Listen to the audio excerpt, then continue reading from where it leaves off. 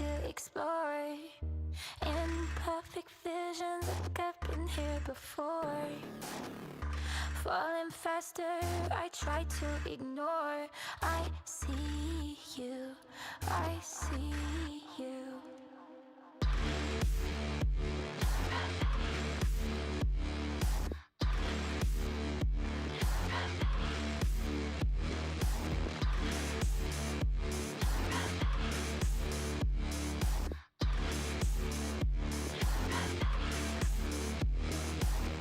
I'll let you drag me to hell if you hold my hand. Tell me this is real and it will never end.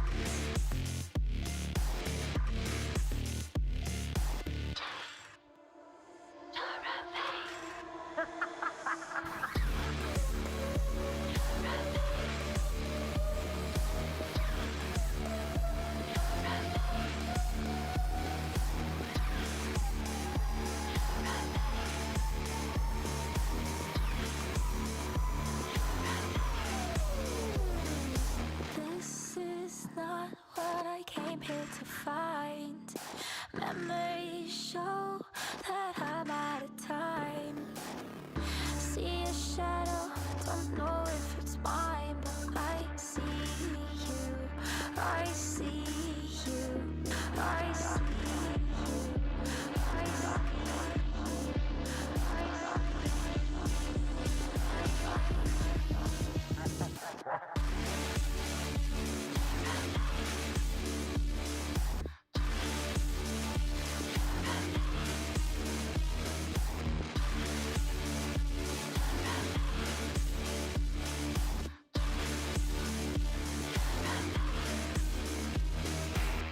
I'll let you drag me to hell if you hold my hand.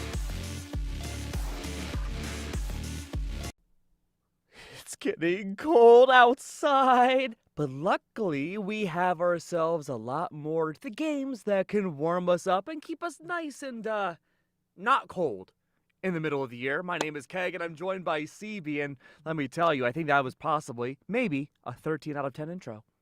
Possibly. Maybe a little bit, I'll give it a lukewarm reception, which I think is the temperature that you were looking for there. Somewhere in the warm category is the word you were looking Fine, for. I'll take 11 out of 10. All right, yeah, we can go with that if it makes you feel good. But I'm gonna feel pretty good about these games because it is playoffs season, baby, and we've got back-to-back Division One games, both of which I think are primed to deliver. Kicking things off though today, Indiana Tech versus Northwood University.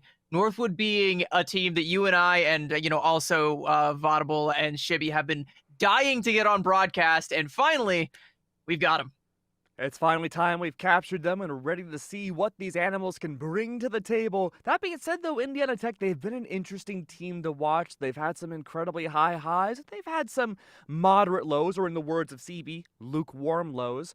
I'm very curious to see over the last, I want to say, about a month's time, we've covered them twice on broadcast, and again, we've seen both ends of the spectrum, but I'm really curious to see, after all this time, how much practice they put into to go up against what could very well be the best of the best.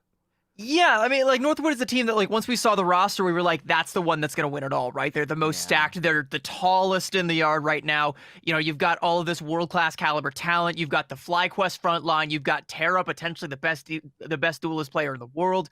You've got the Jeff of all time, Fate, and Indiana Tech, where, again, we've seen mixed results. I want to see a little bit more of their successes, but one thing that I think I need to highlight is a lot of their successes have come at the expense of Adam Warlock related strategies. And Adam Warlock, as great as he is, doesn't play too well up against Jeff. And that is a hero that Fate particularly is known for.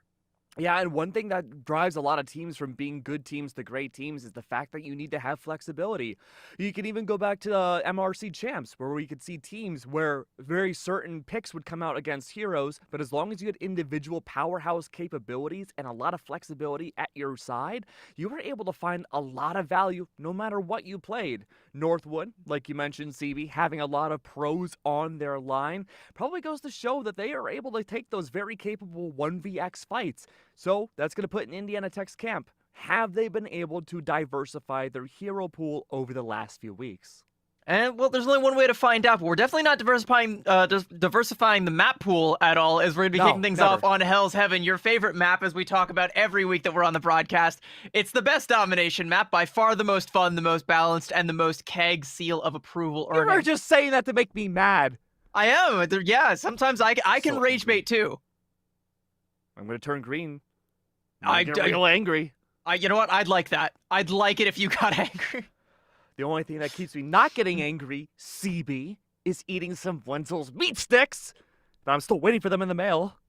I hope That's you have some okay. on hand here shortly, because I hope we're about so. to be kicking things off here with the hero bands, and I kind of expect, I mean, I'm kind of expecting this to be a Northwood 3-0 just because of the sheer caliber of talent they have on their roster, but I'm curious, do you think that there might be any sort of way forward for Indiana Tech? We talked a little bit about the Adam Warlock compositions. We talked about their need to be flexible. Can you recall like anything else that might give them an edge here, or give them a fighting chance up against a team like Northwood? Oh, I mean, it's hard to say. I think the main name of the game here for Indiana Tech is going to have to be diversifying their hero pool even more. Northwood, I'm not really that worried about their picks and bans, to be completely honest with you. I think no matter what's banned against them, Northwood will probably find a way to win out a lot of the major fights. It's more so exactly how Indiana Tech can play this into their favor. Adam Warlock's the easy pick. I believe the last time we saw Indiana Tech play it out, they also struggled with Doctor Strange picks not being available from them as well. That was a struggle. So again, just being able to control the flow of battle, not having to rely on things such as portaling or giant team-wide resurrects, you really need to have that individual play step up against a team like Northwood. And speaking of individual play, I think that's going to lean on players like P. Dougie to have to try and step up, because we've seen him be the leader for this team time and time again, popping off huge on the Magneto in victory or in defeat. In this case, it's going to need to be that, and then that extra little bit of edge to bring them from, the defeat side of things a little bit closer to victory. They're going to need all the help that they can get. P. Dougie's going to need to be landing all the Meteor M's like we know he can, hit all the Eyes of Agamotto's, which again, we know he can, but he's got to hit, and then there's got to be something that follows up. Yeah, I think Raimi and P. Dougie have been great on the Vanguard picks. I enjoyed the Doctor Strange when it was available. Magneto, we argued for P. Dougie, might be the best, possibly, Magneto there is around. So there is definitely a lot of one-to-one value between both teams. The number one criticism I continuously had about Indiana Tech were their duelists back when we watched them. It always felt like that was the difference maker in losing fights for Indiana Tech. So if they specifically have practiced here, I think Northwood could at very least go for game 5.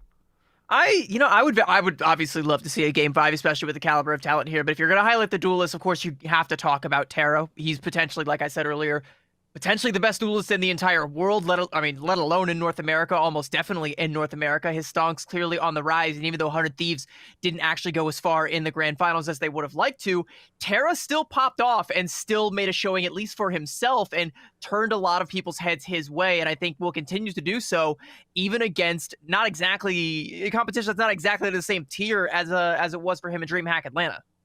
Yeah, so exactly what is the plan going to be to counter someone like Tara? Are you going to focus every team fight to take out what I'm expecting to be a Winter Soldier?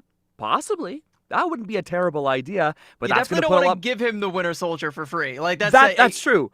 If you allow the Winter Soldier to not be banned, that is going to be issue number 1 for Indiana Tech. But let's suppose in a magical world that you can play him. If you focus a lot of team fights around annihilating him specifically, that will put a lot of damage in the armor of Northwood. And that's going to put a lot more onus on those Vanguards to really step it up. Well, speaking of those Vanguards, it's Vess and Spark Chief, the FlyQuest frontline, like I like to call them, and potentially 2 of the best Vanguards in North America as well. And for my money, I think probably number 1 and 2, you could put TTK in there as well and shuffle those 3 around however you like. But that's your top 3 for my money right there. And it's really hard to find any sort of fault with this Vess and Spark Chief frontline. They're very flexible. They can play a lot of the dive heroes, and they can also play the Magneto. Vess is quite proficient at, and has also been known to land some pretty clutch Meteor M's from time to time. So I kind of feel like for everything that Indiana Tech can do, Northwood have the capability to do just a little bit better. But I'm hoping to see that little glimmer of something extra, a little bit more sauce out of Indiana Tech that shows like, hey, we're stars on the rise. We can compete with the best. Whether we beat them or whether we can't, we want to make them bleed at the very least. Absolutely, I love bleeding, and we're about to see who can bleed first here. Indiana Tech is going to have their first ban, and this is the time to maybe make sure that Winter Soldier cannot be playable on Northwood side. That should be priority number 1 for the bans, and look at that, priority number 1 is down. Remember, this is the MRC ban system, so bans are universal. Northwood going to get their next ban and also a protect. The thing I'm worried about here, though, is we talked about how you want to try and ban out Winter Soldier so that, you know, Terra just doesn't have a free shooting gallery on Winter Soldier. You do run the risk of a Jeff protect or something else coming out. Luckily, it's going to be Hela. I shouldn't say that is actually lucky because Hela is also a monster right now, and something else that we know that Terra can pop off on if he even has to. It could also just go over to Haven, and Haven also going to be very proficient on these hit scan heroes. Indiana Tech with the Jeff Protect. Okay, that's a little bit interesting. I'm wondering if that might be like signing your own death warrant right there. I mean, it is a domination map. I could very well see the possibility of Indiana Tech wanting to run the Jeff Venom team up and have that extra speed boost. But against Fate, though? I could see it. I mean, the Daredevil's banned out, so there's not going to be as many powerful melee options. The Mantis is gone, too. I think Indiana Tech is looking to dive.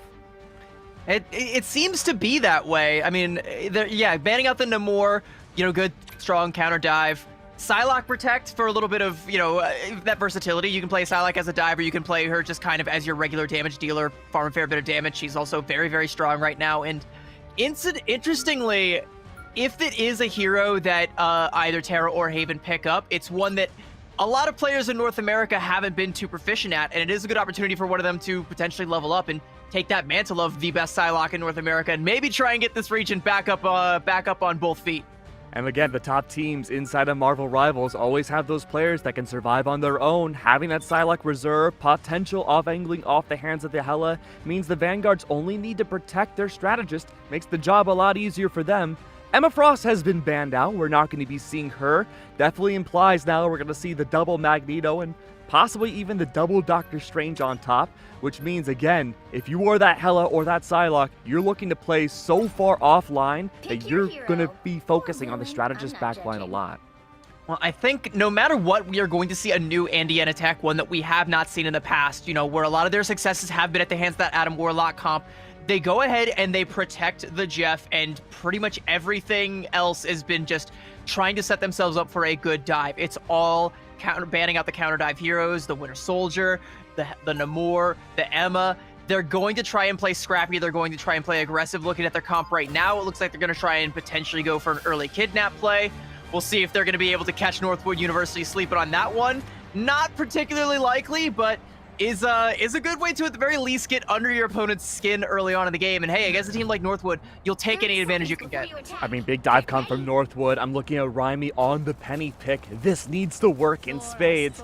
I'll be honest, Indiana Tech, the rest of the composition is very familiar. P. Dougie, not on the Magneto, is the interesting option here, but the fact that we're possibly going to see an early Portal backline play, I think would be a very good chance for Indiana to win this first fight.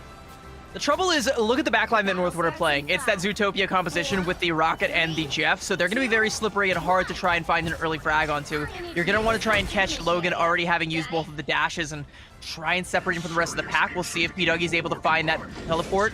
Going in super deep there, scouting out the competition, sees that dive comp, and does actually get them right in the middle there, but it looks like they're not going to be able to yoink anyone on through, so instead, just going to use that portal to flip the map.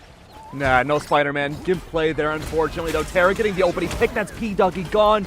Your most paramount Vanguard that you need to keep alive is no longer available for a few crucial seconds. This could already hemorrhage the opening fight, and that would make Indiana Tech have to run so much farther back to the domination.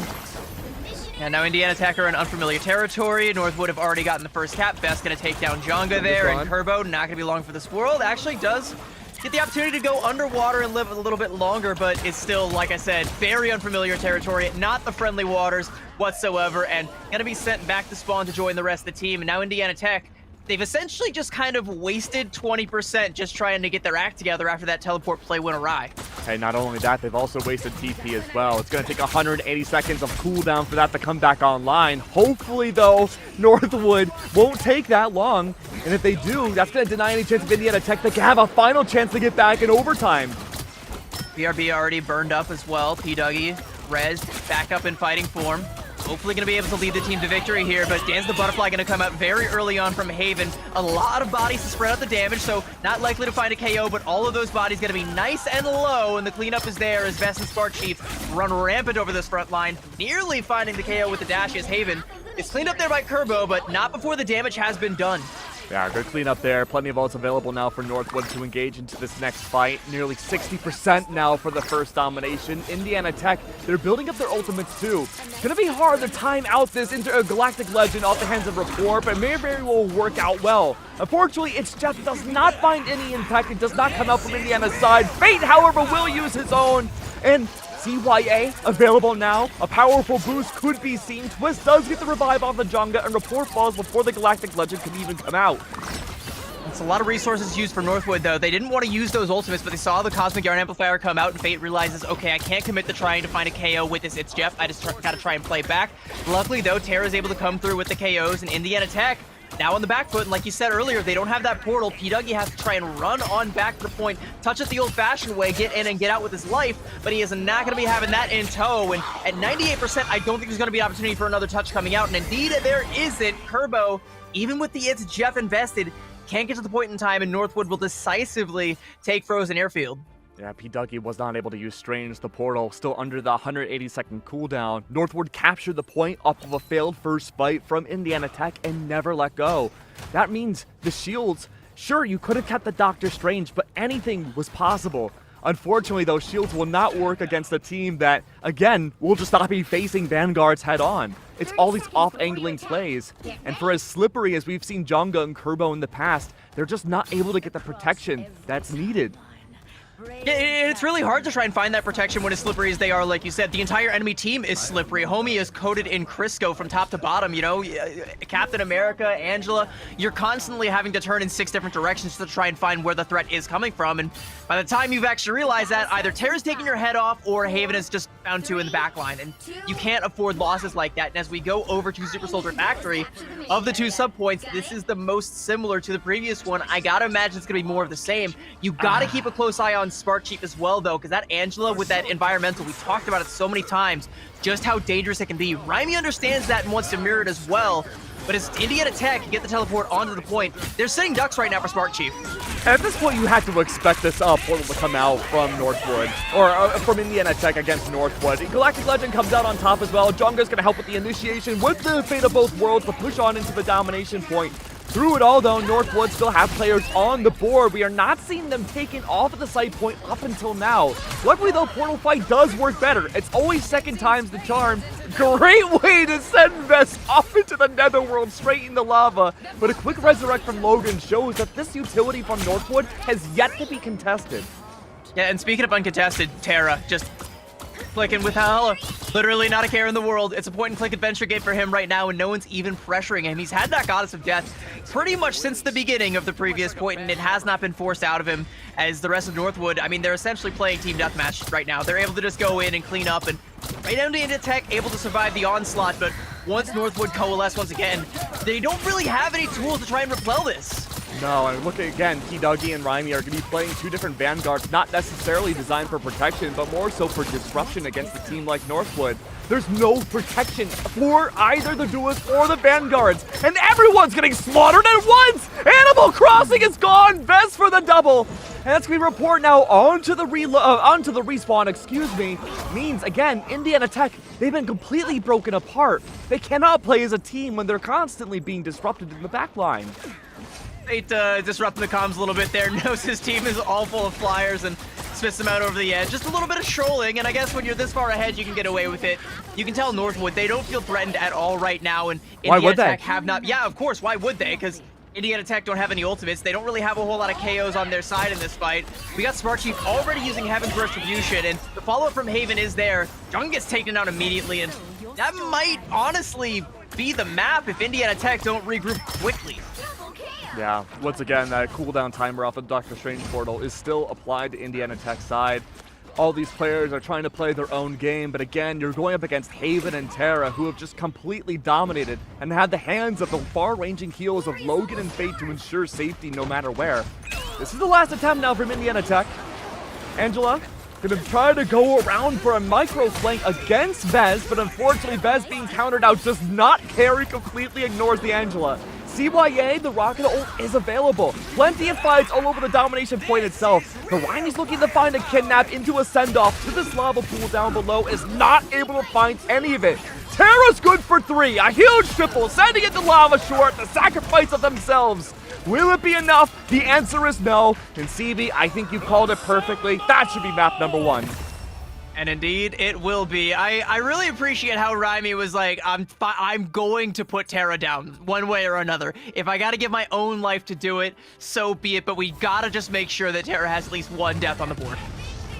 And again, I like the idea of Indiana Tech having a little bit more diversity when it comes to their Vanguard pool. They had some great ideas with the Captain America and the Angela to play a destruction game against both Haven and Terra. Unfortunately, again, it felt like there was never an opportunity for Haven or Terra to be dispositioned at all. They've always had the dominant hand when it came to fights and constantly made Jonga and Kerbo's lives miserable on Hell's Heaven. And I wonder if Indiana Tech knew what they were getting into, because again, look at the bands up at the top. Like, yeah, they had to. They practically begged for this comp to come out from Northwood, and it's like, okay, but like, you know that Spark Chief plays a lot of these dive vanguards, right? Like, you have to know and again, you have to know that Fate plays the Jeff, and any team that's going to have Fate on the roster is going to be like, hey, we got to play comps that utilize this Jeff. We have to play some of these hyper-aggressive dive compositions, these really scrappy compositions that like to take some of these very deathmatchy fights, you know? I wish why protect Jeff? Why protect Jeff in a situation like that? I agree. I mean, the Jeff, I think, could have been a great idea. Having the long-ranging heals, if you have those disruptors like Haven and Terra, could have been good. I just wish we had the confidence for Rhyme to stick on the Penny, because I think she would have been the best No, you have to. Come on. I'm not a Penny believer. I'm a Penny believer. I know a lot of people in ranked like to talk up Penny, and I know like 100 pennies makes $1, CB. That's true, but I mean, the inflation is real, all right? $1 doesn't buy you much. You can get 4 gumballs, and that's about it. And you're not gonna win a match. I would have been down for the gumball strat. Gumball strat ain't gonna get you a win against a team like Northwood. I'm sorry. You're gonna need to come up with at least a stack if you want to go up against this squad. Well, then how are you gonna defeat the anti-dive? I have one idea. You already know what I think the next best anti-dive would be besides Penny, but... You're gonna say Squirrel Girl, aren't you? Squirrel Girl. I don't know if I would call Squirrel Girl anti-dive. But then what would the solution be? Well, I think the solution are things like, you know, the Winter Soldier. You know, you try and make sure that you have that Bionic Hook available to try and at the very least keep Spark Chief in check so that you don't have the Angela just running constant disruption on your backline. You will still have to worry about the Captain America. You will still have to worry about the Psylocke, but at the very least, your team will all be one cohesive unit for you to be able to do that because the Angela just can't get in and get out for free and just take one of your strategists on an adventure with her. And hey, the Winter Soldier wouldn't be a bad option. Towards the very end, we saw Indiana Tech rock only a single duelist, and I believe it was a triple strategist, double Vanguard composition, which could have worked out well, but bizarrely enough, we never saw the Atom Warlock from Indiana Tech either. And again, like, you really can't play the Atom if the Jeff is on the field because Jeff just has the capability to put pressure on the Atom at all times. If you try to go for that Karmic Revival, the Jeff's going to mark it. That's another free ultimate that the Jeff can just swallow everyone up. And if he gets the Atom in that it's Jeff ultimate, you're not going to be able to get another res off of that. So, like, Jeff just kind of beats Atom. It's like a rock, paper, scissors sort of situation where, you know, Mantis kind of beats Jeff, but also doesn't. Jeff definitely beats Atom, and Atom can beat a Mantis composition if you play the reses correctly. But in that sort of rock, paper, scissors, you got to get the bans on your side. And again, against a team that has Fate on the roster, you cannot expect to get the better of them in a Jeff head-to-head. I'm sorry, Kerbo. I'm sorry. It's just not going to happen. It's going to be a tough fight up ahead for Indiana Tech. We do move on forward, though, to Clintar, the Symbionic Surface. And because it's Convergence, you're going to be starting off with a domination point. If we see Northwood want to play as defensive as they did, which was basically non-existent. It was just pure dive on the defense. I don't expect this to be a very great matchup for Indiana Tech either. Especially, like you said, on the defensive, if you just have Hella, you know, posted up. You just have Terra on the Hella posted up. Homie can just basically be a turret, you know, finding 1 and 2 taps as Indiana Tech file on down the choke point there. It's gonna be another one of those situations where, you know, maybe you look at Indiana Tech and the way they've been playing and they want to try and use a strange TP to try and circumvent that, but that's the kind of thing that a team like Northwood, They've danced that dance before. They can try and scout that. They can have either Fate go out and just try and disrupt that in some way, shape, or form. Maybe you don't have Terra on the Hela. Maybe you have him on the Phoenix and just use a simple right click to deny the teleport that comes out, and then you don't have to worry about being flanked by a teleport. You can just use the Phoenix and still be that turret up on the high ground. You even have the fly as well to get to the high ground and reposition if you need to. I mean, look, there should be more time at least for Indiana Tech to work out portal strats. We saw the beginning fights on Hell's Heaven a lot, attempt to use the portal to get an advantage in the fights, and it could have been great, but by now, if I'm Northwood, I'm fully expecting the portal play to be the very first move this team makes as a whole. Yeah, 100%. And the problem with those portal plays is that they're all in. Like, it's all or nothing. It's either you get something for your money when you use that ultimate, or you have 180 seconds of cooldown before you get the opportunity to even try it again. In a lot of these situations, especially on a convergence map, it's likely you'll get one more opportunity to do it in the overtime push, but that's, again, like, that's your panic button. That's your last-ditch effort, and that's when you're already going to be at a disadvantage. You can't actually take an advantageous fight if it doesn't work out, and once you've been scouted as a team that likes to go for that all the time, they're going to see it coming. Yeah, so possibly now we won't see Indiana Tech bring out the portal plays early on if they know it's going to be super readable. That means now they're going to have to find a way to win this opening fight on the convergence of Clintar. This is one of the toughest ones to win if you're on the attacking side early. I don't have the information in front of me about who is attacking and defending first. I'm assuming Indiana... Yeah, okay, Northwood's defending first. Thank you, voice of God.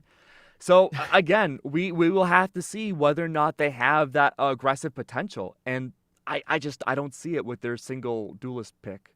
I do want to say, though, I think at least on the defensive side, Indiana Tech might have had a chance. And that chance, you're going to like this part, would be if they just played Squirrel Girl. Okay, not Penny? No, not Penny. I'm still not a Penny believer. And the thing about, like... The thing about the Penny, especially against a hero like Angela, is when Angela swoops in, she doesn't touch the ground. So she doesn't always trigger the mines. She doesn't always trigger the webs. Like, she could just kind of avoid that. And as long as and Captain America can just get in and break the spider nest to begin with. And while that's on cooldown, Penny is essentially just, a punching bag for the entire enemy team. We're going to see the Hela ban coming out first. I think that's smart for Indiana Tech. Does potentially mean that you will have to deal with the wrath of Terra on the Winter Soldier, but is it really all that much worse than the Goddess of Death? Yeah, I imagine now Terra has a pretty big arsenal of great hard-hitting duelists to work with. The Daredevil's going to be the first one gone. We've seen this back on Hell's Heaven. The Winter Soldier Reserve, I imagine, will be the first pick just to have that safety value. But I could also imagine a reality where you want to go for something more macro-heavy. You could really, like, if you're Northwood at this point, you can protect anything. You can protect Black Widow, and, like, it would be all the same, Like, straight up, just... Yeah. Did you see by the way, did you see the team up for Season 5? Black Widow is going to be getting a team up where she can heal her teammates. Oh, good. It's like, she'll be useful. Yeah, finally, Widow mains can do something besides just steal all my Mantis damage boosts and int with them. Yeah, I mean, it's about time. I've always wanted to pick up Black Widow a lot more, but every single time... It's funny, I think in Ranked... Every single time I pre-pick Black Widow, she's always banned out. And then I'm like, I don't even want to play her. I mean, what is going on down in your ranks? Because, like, no one is banning Black Widow. Down in my ranks, like, it's that far off of yours. No one is banning Black Widow in any of my lobbies. Like, I was, I got myself back up to GM. I solo queued my way back up to the promised land, Wow.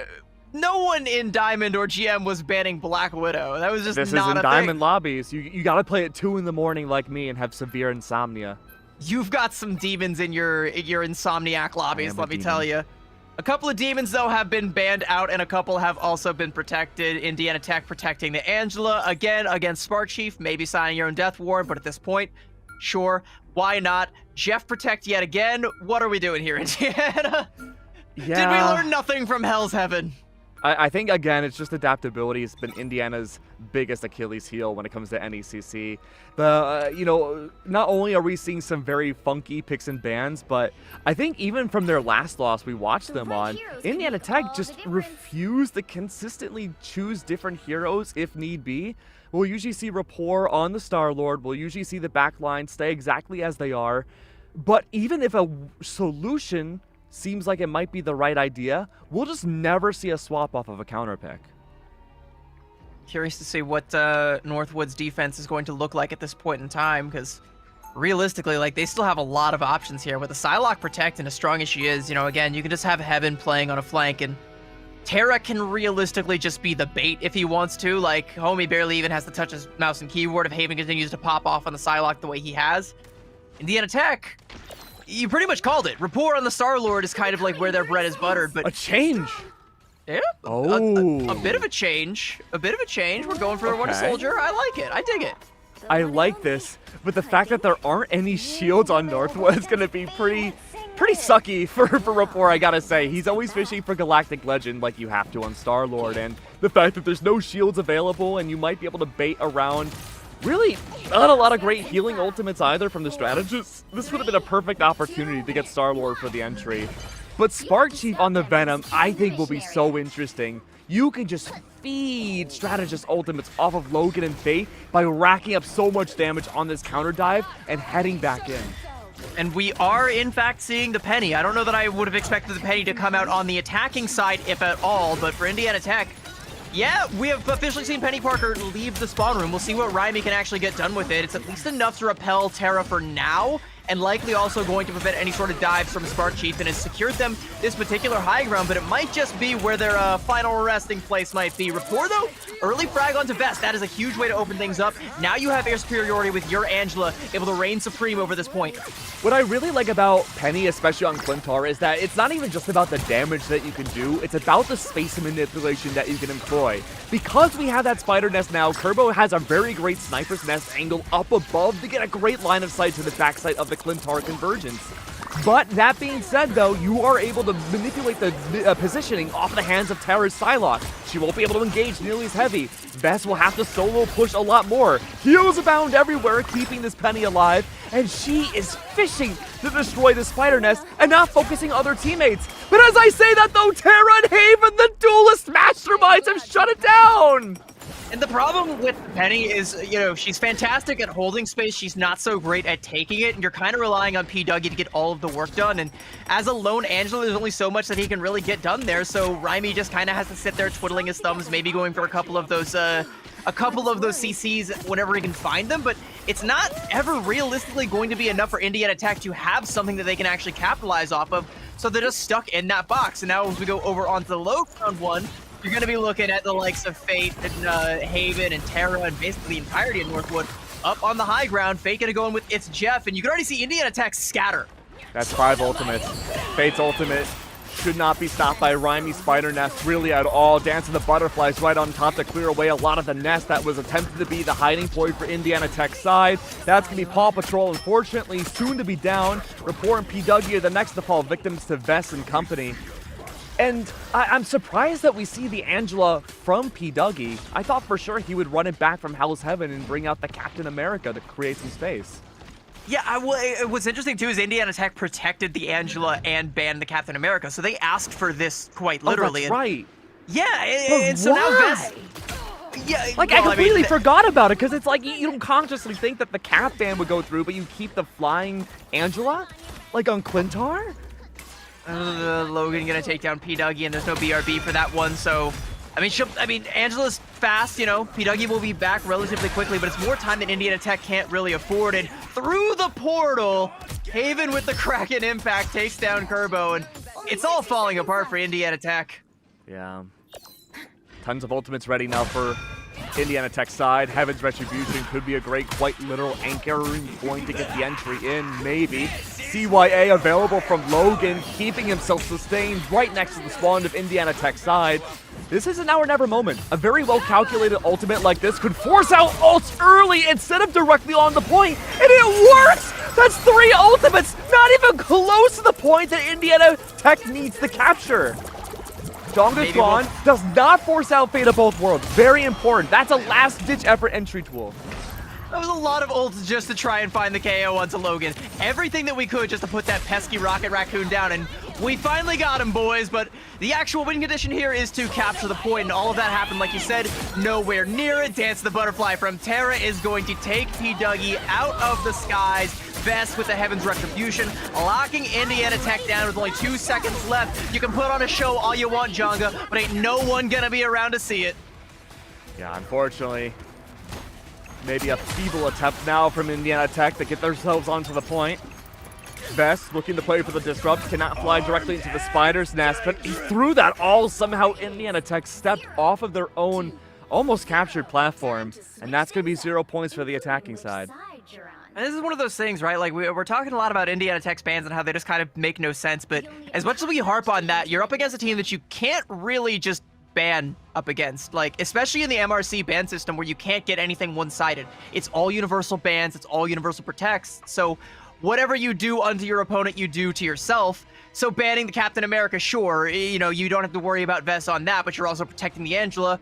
So Vest just plays that, or Spark Chief just plays that, and suddenly you have to worry about that. You protect the Jeff so you can make sure that Kerbo is on her comfort pick, sure, but now you got to deal with Fate on the Jeff, and Fate is, again, one of the most well-practiced Jeff players in the entire world, if not the most.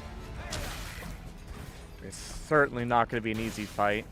Haven swaps to the Black Widow, probably to attempt to find P. Dougie in the sky and shoot him out. Could be a good distraction factor to allow the rest of the divers to go up against the Spider Nest in the back line, not even having to worry about it if everyone's going after it.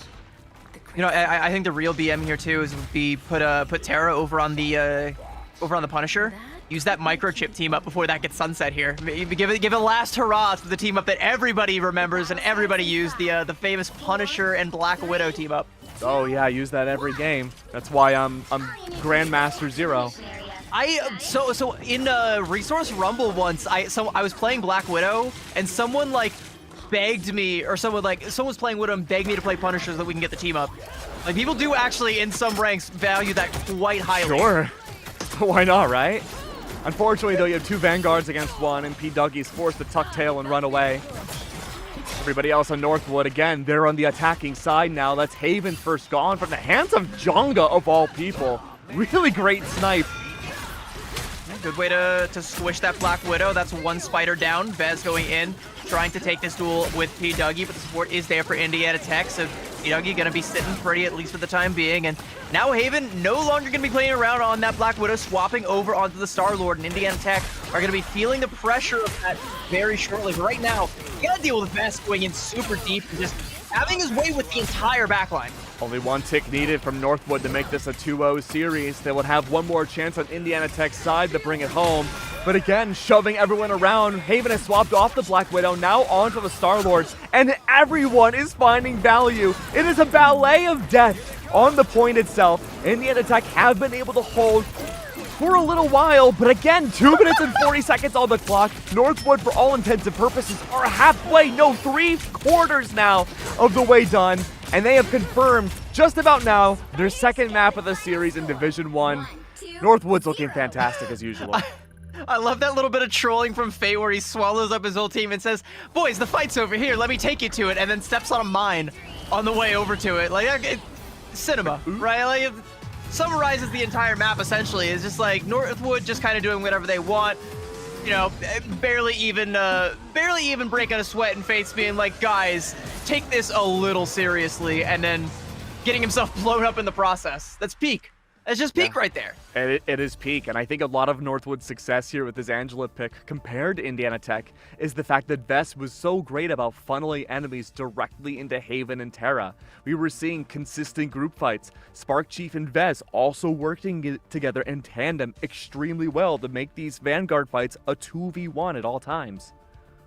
Yeah, it kind of did feel like every fight was a 2v1. Indiana Tech never were able to get a chance at a good 1v1. And looking at this Northwood roster, like we said, you know, when we saw the announcement for this team, we were like, again, that's going to be the team to beat. The talent level is just too stacked. They're just too high. I don't know if anybody can compete. If anybody in this entire bracket can, it might be Fisher. We'll see if it comes to that. I think a lot of us are expecting that to be the grand finals. And as we try and get to that route, we'll kind of see if that actually shakes out the way we expect it to. But Northwood is just like the first in this collegiate Marvel rival scene to actually start grabbing some of the top talent and being like, this is what this roster is capable of. I figure as NECC goes on, you know, a few more seasons, we're going to start to see some more of these colleges try and collect some of the top talent. But right now, there's only a handful of them that are at this caliber. And I hate to say it, it doesn't look like Indiana Tech are one of them. Yeah, I think Indiana Tech have a lot of great strengths, but unfortunately, again, with individual play, they just fail up to par to Northwood. I like their team-wide play quite a bit.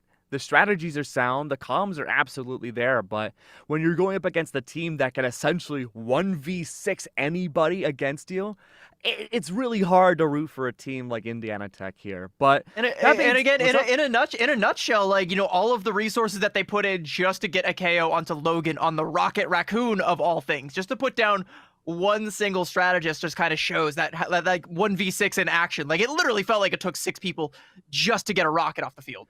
And that was a panic play afterwards, too. Logan brought out the ultimate so close to Indiana Tech spawn that 3 ultimates were used in response. Unfortunately, again, you're just playing directly into Northwood's hands. Their sense of macro and baiting you to do certain moves has worked out in spades. Speaking of working out in spades, though, I forgot my glasses. My eyeballs are burning to high heaven. I don't even know how I'm supposed to see with these weird organic gooey things, right? I'm going to have to get myself some Buy Blue Lights. Well, we're going to go to a very quick break. You can go and grab yourself a pair real quick, and hopefully you will have perfect 2020 vision to see the conclusion of this match when we come right back. Don't go anywhere, chat. We'll be right back.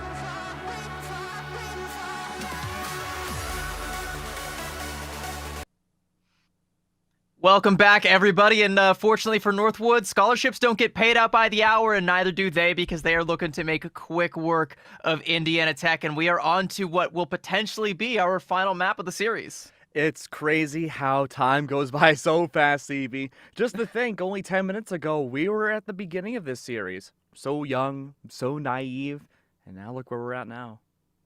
Not very much farther. Still quite young and quite naive because not very much time has passed whatsoever. Like you said, what's it been? 10 minutes? It's been feels like it. It's been pretty quick, top to bottom. Top to bottom. And do you think map 3 is going to go any different? I don't have any reason to believe otherwise. I think especially seeing that it's going to be Araco for our convoy map, I kind of expect a very decisive hold for the side of Northwood and a struggle to get out of the gates here for Indiana Tech, especially if the tempo keeps up. We talked about, time flies when you're having fun, and that's pretty much what Northwood have been doing this whole time. They have been having fun. They have been playing with their food, and it's Dino Nuggies, Yeah, I love Dino Nuggies. I used to get them every single week. Haven't recently, but that being said, it's just you haven't been good enough for Dino Nuggies lately. You've been on some pretty poor behavior recently. Your grades have slipped. You don't have to say that out loud, CB. How did you find out? I see your report card. It's on the fridge every night. I'm sorry. I just keep falling for it. You say report card goes here. I'm like, okay. I try to turn the F's into an A. It doesn't work. If you use a different color pen. You should use the same pen that your teacher uses if you're going to turn the F into an A. The F's I usually write in crayon, but see, this teacher is failing you because they're not teaching you how to cheat. And someone's going to have to teach Indiana Tech how to cheat and fast if they want to have a chance here on Araco. Because like I said, it's very easy to get full held here. The defensive side, especially if they try to run a classic triple-triple, can just completely stonewall you and make it so that you can't even get out of the gates. Can't get going very far at all. And honestly, Northwood could probably pull that off even without a triple-triple. They could probably pull that off with a good old 2-2-2. They could probably pull it off with 5 duels if they really put their minds to it. It's matches like these that are analytical nightmares for Talon, because what do you say at this point that can't already be said? The Jeff band goes down first. I think that's a pretty good choice, all things considered. That's going to make Fate have to work a lot harder to find value without their favorite hero in the pool. Yeah, at the very least, it will force a new look out of Northwood. As for whether or not it's going to be one that Indiana Tech can actually topple is going to be a question that remains to be seen. But at least for now, you don't have Fate on his comfort hero, and you don't have to try and worry about taking that Jeff matchup. That said, we're not going to just sit here and act like Fate can't play other things. I would like to act like I didn't just see a Reed Richards Protect in Year of Our Lord 2025, but I did. There it is. I had to see it with my own eyeballs, and so did you. Analytical nightmare again. I think Northwood's just trolling with the reserves. They're pretty comfortable playing whatever they can. Indiana Tech's going to bite the bullet and go for the Rocket Raccoon Protect, which I think makes a lot of sense. Maybe we'll see finally now the appearance of the Adam Warlock. Yeah, I kind of like the Rocket Protect a little bit more because the skill ceiling for a Rocket Raccoon isn't particularly high, which isn't to say, that he's a skillless hero, something that you can't really... you can't do a lot with, but I think it's a lot easier for a player who might not be as well practiced as some of these pro players to be able to catch up on a hero like the Rocket. Levels the playing field at least just a little bit in terms of strategists, and getting the Jeff out of here I think is a great way. Make sure that you actually have that playing field about as level as you can possibly get it. And Iron Fist ban, I think, is we're just stabbing the dark at this point. We're done. Yeah, I was so worried that the Iron Fist would slip through. Oh, thank God it's not. Luckily, though, Storm got reserved. Golly gee. Northwood, I think they came out of this unscathed. I'm curious who's, actually doing the picks and the bans for Northwood right now, because it's got to be just, it's got to be just, Fate throwing darts at a wall right now, right? At this point, you can get away with anything. And it's another thing, right? When you have this much of, a skill difference between two teams, the bans cease to matter. A lot of teams talk about how in the Marvel Rivals Ignite ban system, you can win or lose an entire game just based off of whether or not you banned correctly or if you banned poorly. In this sort of situation, with the MRC ban system, It's a little bit more even. You can still try and outskill even if you don't ban the best. But we're at just a huge mismatch here. The bans really don't mean anything. You can tell because we're banning Hulk and we're banning Penny Parker. Why not? Yeah, it's feeling like a GG moment. But even if we had MRI bans, I'm pretty hopeful that Northwood would still be able to win it out just based off of the deep hero pool that each of these players has. Terra, of course, is going to lock in that Hela. I think him alongside Haven, who instead of going for the Psylocke is choosing to go for the Namor team up instead. That could essentially be a nail in the coffin right there. But just the pure backlining and off-angling that those two have been able to offer this entire series alone has been the big win condition. I think the crazy thing here for Northwood is the fact that they didn't take the bans seriously at all and still got a really competent and really scary composition through the bans. Like you said, the Hela Namor team up. You don't need a triple if you have something like that on the defensive side. And, oh, we're going to get a little bit of strange TP shenanigans here if Fate gets his way. Already placing that one over off the side. Let's see if he can get the dump on anyone. All right, over under 2 players go through the portal. I'm gonna call 2 exactly. I don't know if I can over under that. Like I feel like 2 exactly is what I'm feeling here. Okay, I respect that. You can see Raimi on the BP, like you know homie just wants to dash right on through. Yeah. No players, unfortunately. They don't take the bait. It does buy some time for Indiana Tech to get early point capped here and push the payload forwards. Raimi was on the Black Panther. I honestly wish that was a continuation. I think having just the thing would be off, especially on Jonga, who's off-rolling. In fact, everybody's off-rolling except for Twist and Rapport. And Curvo. Spark Chief's still on his main here, but yeah, like you said, Indiana Tech, like a lot of people off-rolling. Sorry, I meant to say still all of taking it Indiana seriously. Tech off-rolling. Yeah, I was like, because in a situation like this, like you see off-rolling and you usually expect it to be the team that's up 2-0 to do the off-rolling, but no, it's Indiana Tech. Like they are the ones that are like, all right, we're having fun then, whatever. I can't imagine Indiana Tech are happy campers right now. The fact that Raimi's swapping every few seconds to a different hero, looking for something to make it work. If you're already down 2-0 this far in, Indiana Tech has to treat this like a weird scrim. Haven just finding free shots onto Kerbo there, Rapport getting taken down. I don't even know if I would consider this a free scrim. Like if I had booked this scrim block, I would be like, all right, somehow we booked at the wrong elo. We got to try and book with like an MRC team or something right now, because this ain't exactly the best practice right now. I mean, I guess it's kin to Kovacs for Terra right now at the very least. Like you're at least getting a little bit of aim training in, you know? Sure, but I'm looking at this from Indiana Tech's perspective. Like if they were trying, which is kind of mean to say, if they want to try to off angle and make something else work, this could be a very good opportunity to look at the data of, say, Raimi on the Wolverine, right? But again, that requires the whole team to be playing along, and it feels like everyone's just finding their own things to do, and no one's really playing with each other. But I do want to mention one thing, though. Even if you're not going to be taking the bans and picks seriously, right? Why not at least take the bans seriously if you're Indiana Tech? The picks I understand this late in, but the bans you still could have found a ton of impact. I see Terra melting people down, but Indiana Tech, again, the big question stands, like, what do you do, man? Well, I guess, you make use of that Reed Richards protect, right? You're going to swap out over onto Mr. Fantastic and maybe try and make something happen. Spark Chief going to go with the Heaven's Retribution in the spawn, and we're going to see Raimi get all big and tough and try and absorb the damage there. All well and good, but Twisted has no such luck, and Haven is just continuing to throw these tridents down range and find pay dirt every single time. I mean, big credits to the strategists on Northwood. They have never found any challenge in this series. I think even the last time we covered Indiana Tech and they had similar issues, CB, I kept saying that I wanted Indiana Tech to backline more on their DPS, but... You also kept saying that you wanted Indiana Tech to play the Squirrel Girl, and Raimi is doing it now. Play the Squirrel Girl here! I mean, not the Squirrel Girl popping off. But it is Rapport with that Kraken impact, but can't find the finish off onto Fate, and Fate once again is going to pop ult just to try and stay alive. Indiana Tech have more ultimates. They might be able to find more as P. Dougie takes down Fate, and suddenly Indiana Tech have broken the very troll-heavy spawn hold. Look, I'm not saying that happened right as the Squirrel Girl was picked up, but the evidence is definitely pointing towards it, CB.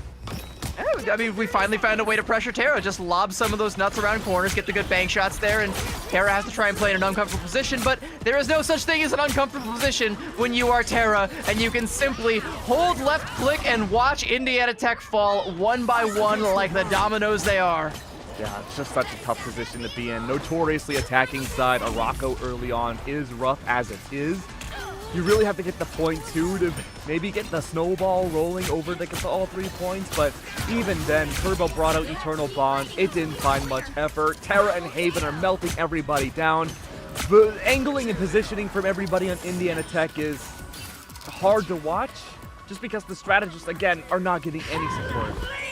I know I know it does. It is just like a one-sided map, right? But it's still kind of disgusting to watch Terra aim, right? Like, it's still just, he's just hitting, you know? It's something like, there's something beautiful about it. It's like, you can't look away. It's like a train wreck.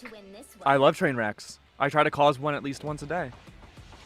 We've got to get you off the streets. No, never. I gotta be on the rails.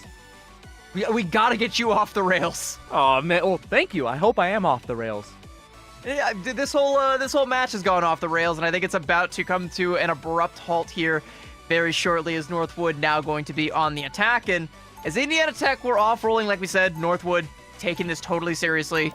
They don't get paid by the hour. They want to get in, get out, and get back to those ranked queues. Yeah, mine as well. P-Ducky looking to go for an early portal strat again. Report on the Moon Knight, I think, could be good defensively. Raimi. 30 seconds. I think Raimi could be really good as that secondary DPS as well. We only got to see it so far on this map. I'm maybe in the future we get to see more damage coming out from Indiana Tech's side, but overall, again, Indiana Tech just have a lack of focus as a team. They really need to set down and like focus on one objective at a time. Focus on one enemy player at a time, or a group. And that way Terra and maybe even Haven won't find as much value in the future. 2, 1. As Northwood walk on out here, Haven going to be coming out on the Iron Man. P-Duggy tried to go for that teleport play, and similar to when Northwood tried it, no one is taking the bait today. Yeah, unfortunate there. Northwood now, they don't have to take that payload too far. Sparktree already takes down one of the strategists at Indiana Tech. That's going to be both strategists gone now. Raimi, of course, now has swapped over to the Loki. That's going to make our triple strategist deck, but unfortunately, the only DPS in the process is also gone. That's essentially GG's. Again, no peeling, no... Yeah, it's Indiana Tech have realized their fate. Like, they realize, like, hey, we're outmatched here. Not really a whole lot we can do. Northwood University practically asleep at the wheel and still going 100 miles an hour, and we just can't quite catch up. It's a skill mismatch, but it's still beautiful to watch some of the things that Northwood are able to pull off here. Like I said, like Haven just up on the sky, raining down with the beam. No one can do a damn thing about it. Already taken down 2. Raimi finally takes him down, but Terra is still clicking heads on the Hela. Haven gonna get rezzed up nevertheless, and Vest taking this duel up against P-Duggy over on the Angela. But it's all just P-Duggy, all by his lonesome, and as he falls, so too will Indiana Tech, and Northwood University make Araco look easy. And the question now has to be, who in this bracket can stand up to the giants that are Northwood? Seemingly nobody now. Northwood has continued to look like the best of the best. Possibly could contest against the international teams as well, just by how good they've been able to play together as a team. Indiana Tech is the 5th seed in Division 1, and even they, as good as they have been in the past, looked miles apart from Northwood in this series. Yeah, for the 5th seed, like, we've seen this team play at quite a high level in the past, but there is a visible tier gap between them and Northwood University right now, and that kind of begs the question, you know, 3rd, 4th, maybe, you know, your 2nd seed teams, like, maybe some of those might have a fighting chance, but we do also know that Northwood is not the 1st seed either, because they had to forfeit against, I believe it was North Georgia Blue, because they were all at DreamHack Atlanta. They were all playing, so they have a blemish on their record with an asterisk next to it, so they're not even the 1st seed, so maybe even the 1st seed couldn't actually beat them in a straight-up head-to-head. I feel like the only real opportunity for anyone to try and actually make Northwood work for it right now has to be Fisher, and those two teams, in my estimation, have to be on a collision course. Absolutely. I completely agree with you. Fisher's the only team I could see realistically taking down Northwood. And if they can't do it, you have to start looking at Northwood and asking which professional team in the MRC may have a chance to take them down too.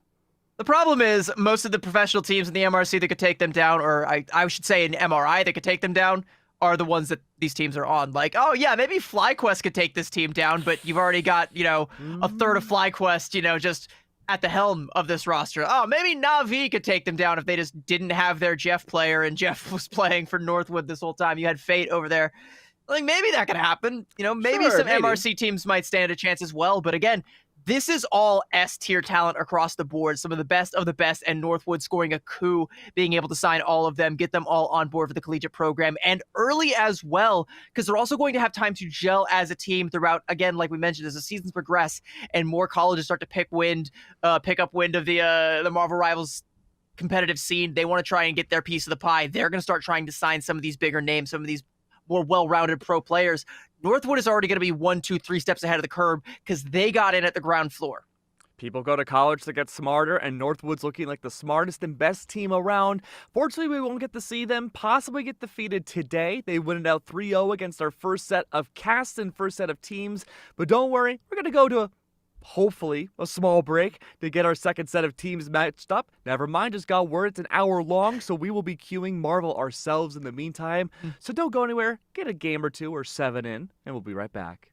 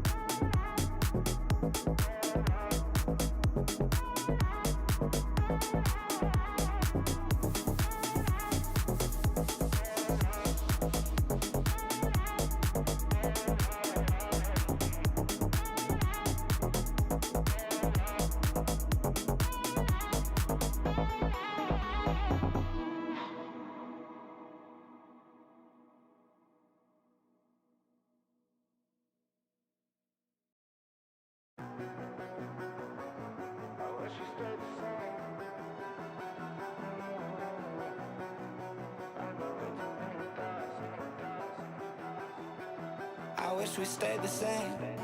I got way too many thoughts in my brain, but I got memories that run through my veins.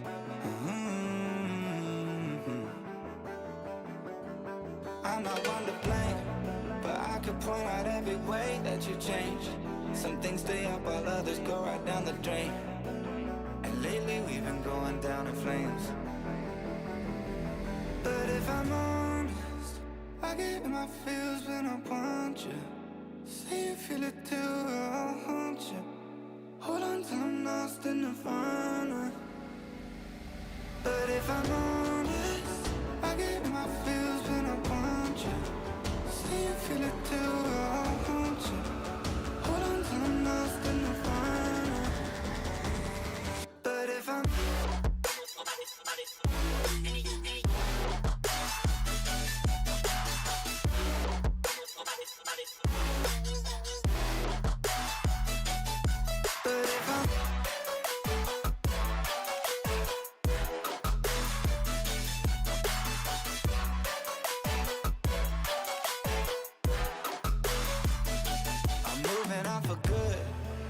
my therapist is saying that I should. I don't believe her, but I really wish I could. Instead, I guess I'll stay misunderstood. Oh, 'cause I'm stuck now, just trying to figure a way out. I've tried but can't seem to slow down. I don't know if I want to. But if I'm honest, I get in my feels when I want you. Say you feel it too, I'll haunt you. Hold on till I'm lost in nirvana. But if I'm honest, I get in my feels when I want you.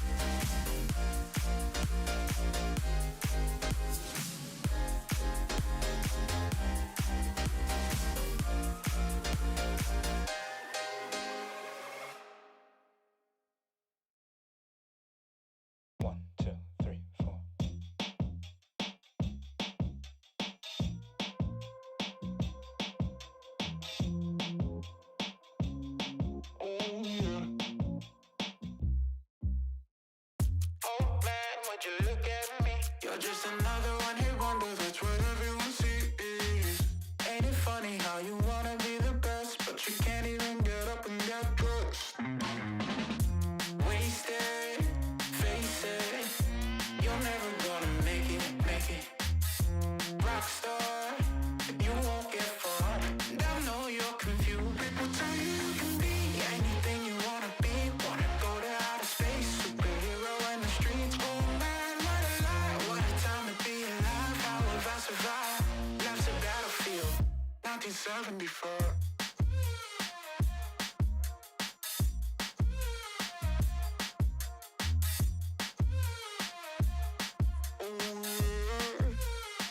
I think I'm going insane.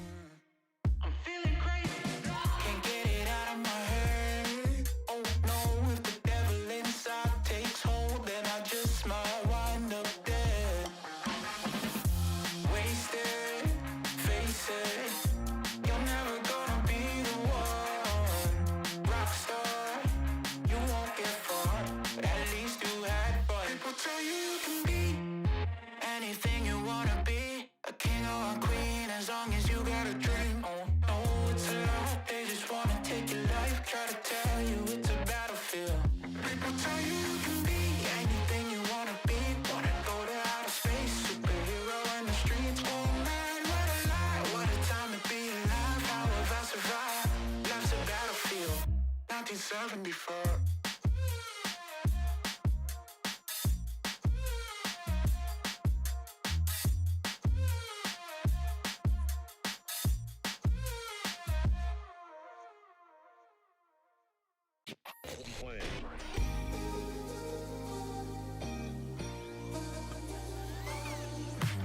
Way too many faces in the crowd, but I think that I see you. One too many days got me changing up the way that I need you. Now we're both at a bar, acting like it's not hard, trying to feel something different. Talk to somebody new, kinda wish it was you, kinda numb to the feeling. Now that you're gone, they say time should heal, but it's been too long. Couple months and I can't seem to move on.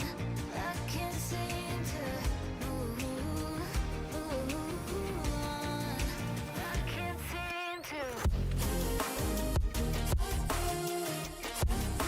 I can't seem to.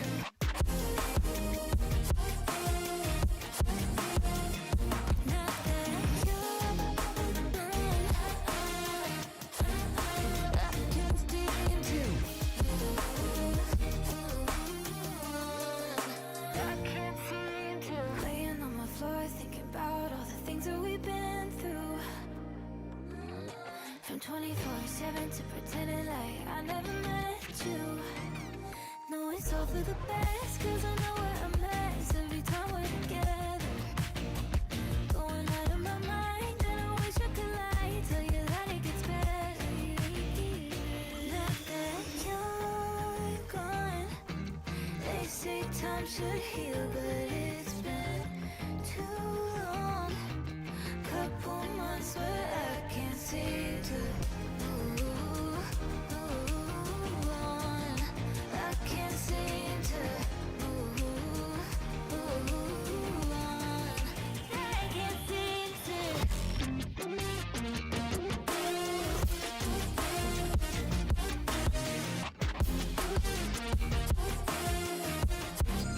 I can't seem to.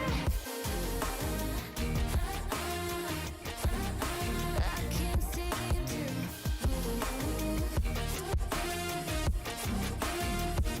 Now that you're gone, they say time should heal, but it's been too long. Couple months and I can't seem to move on. I can't seem to move on. I can't seem to.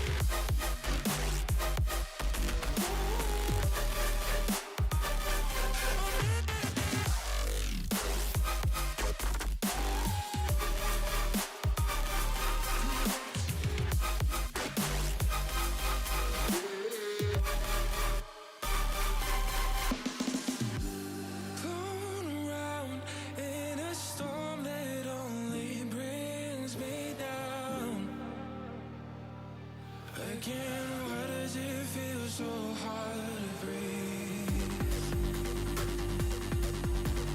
Why does it feel so hard to breathe?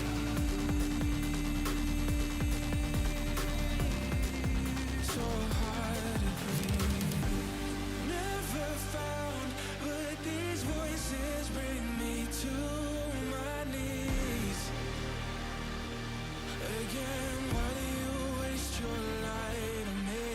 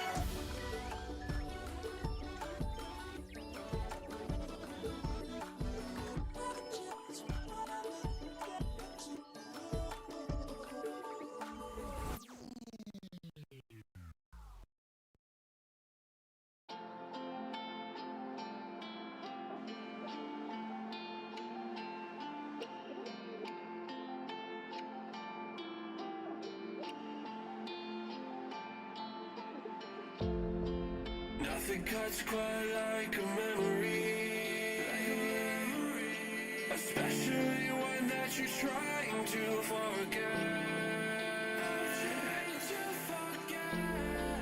But I can't find the energy to rewind and reset. I know you don't wanna be used, but you use me to build up. You build up to break me down. How does it feel? How does it feel to knock me around? I won't make a sound.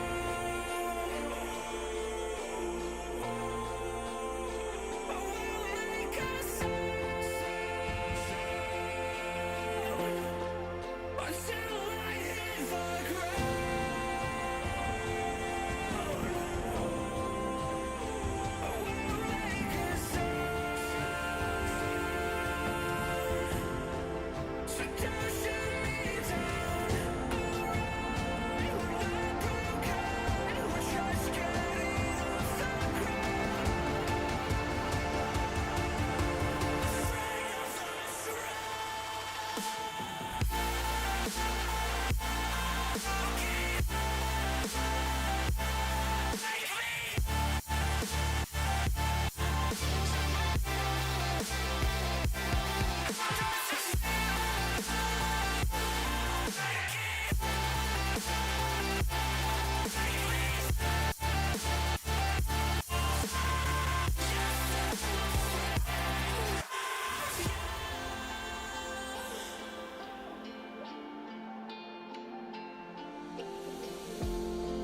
Sometimes I lack the bravery, 'cause I know I fear the end. One day we'll see a victory. Carry on until the sun will set to break me down. How does it feel? How does it feel to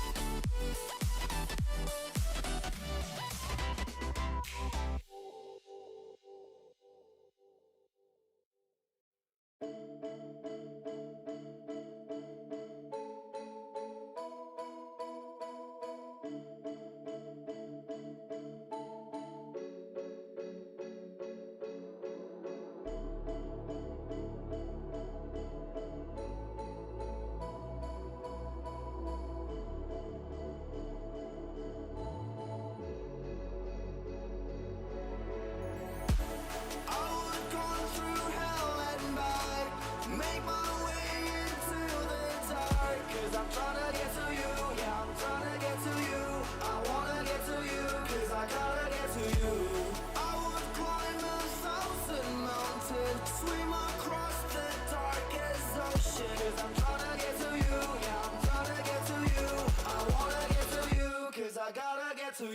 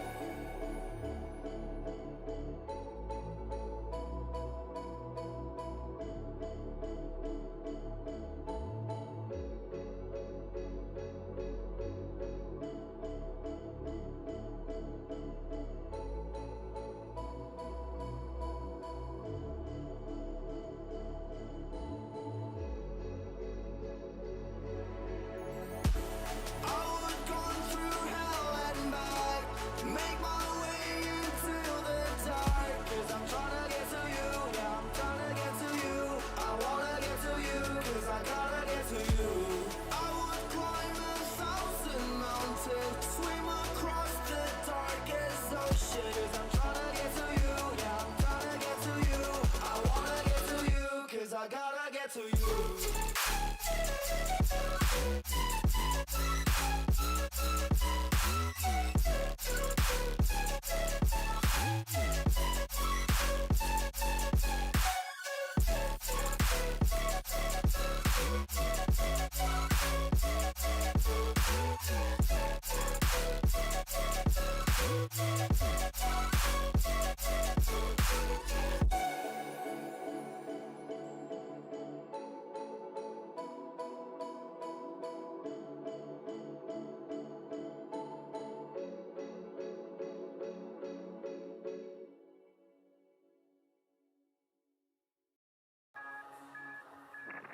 You have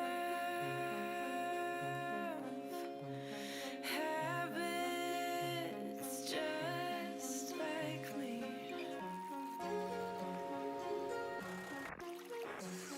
Talk too much with strangers. Get way too serious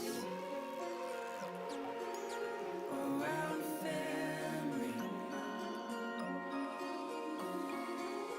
And I don't have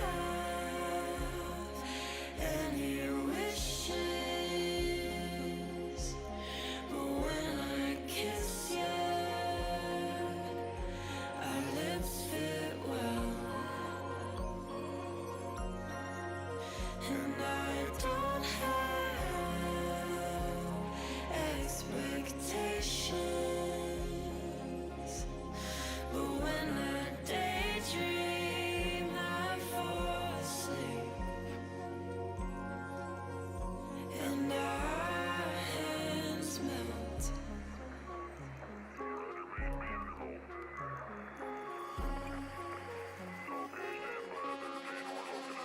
It started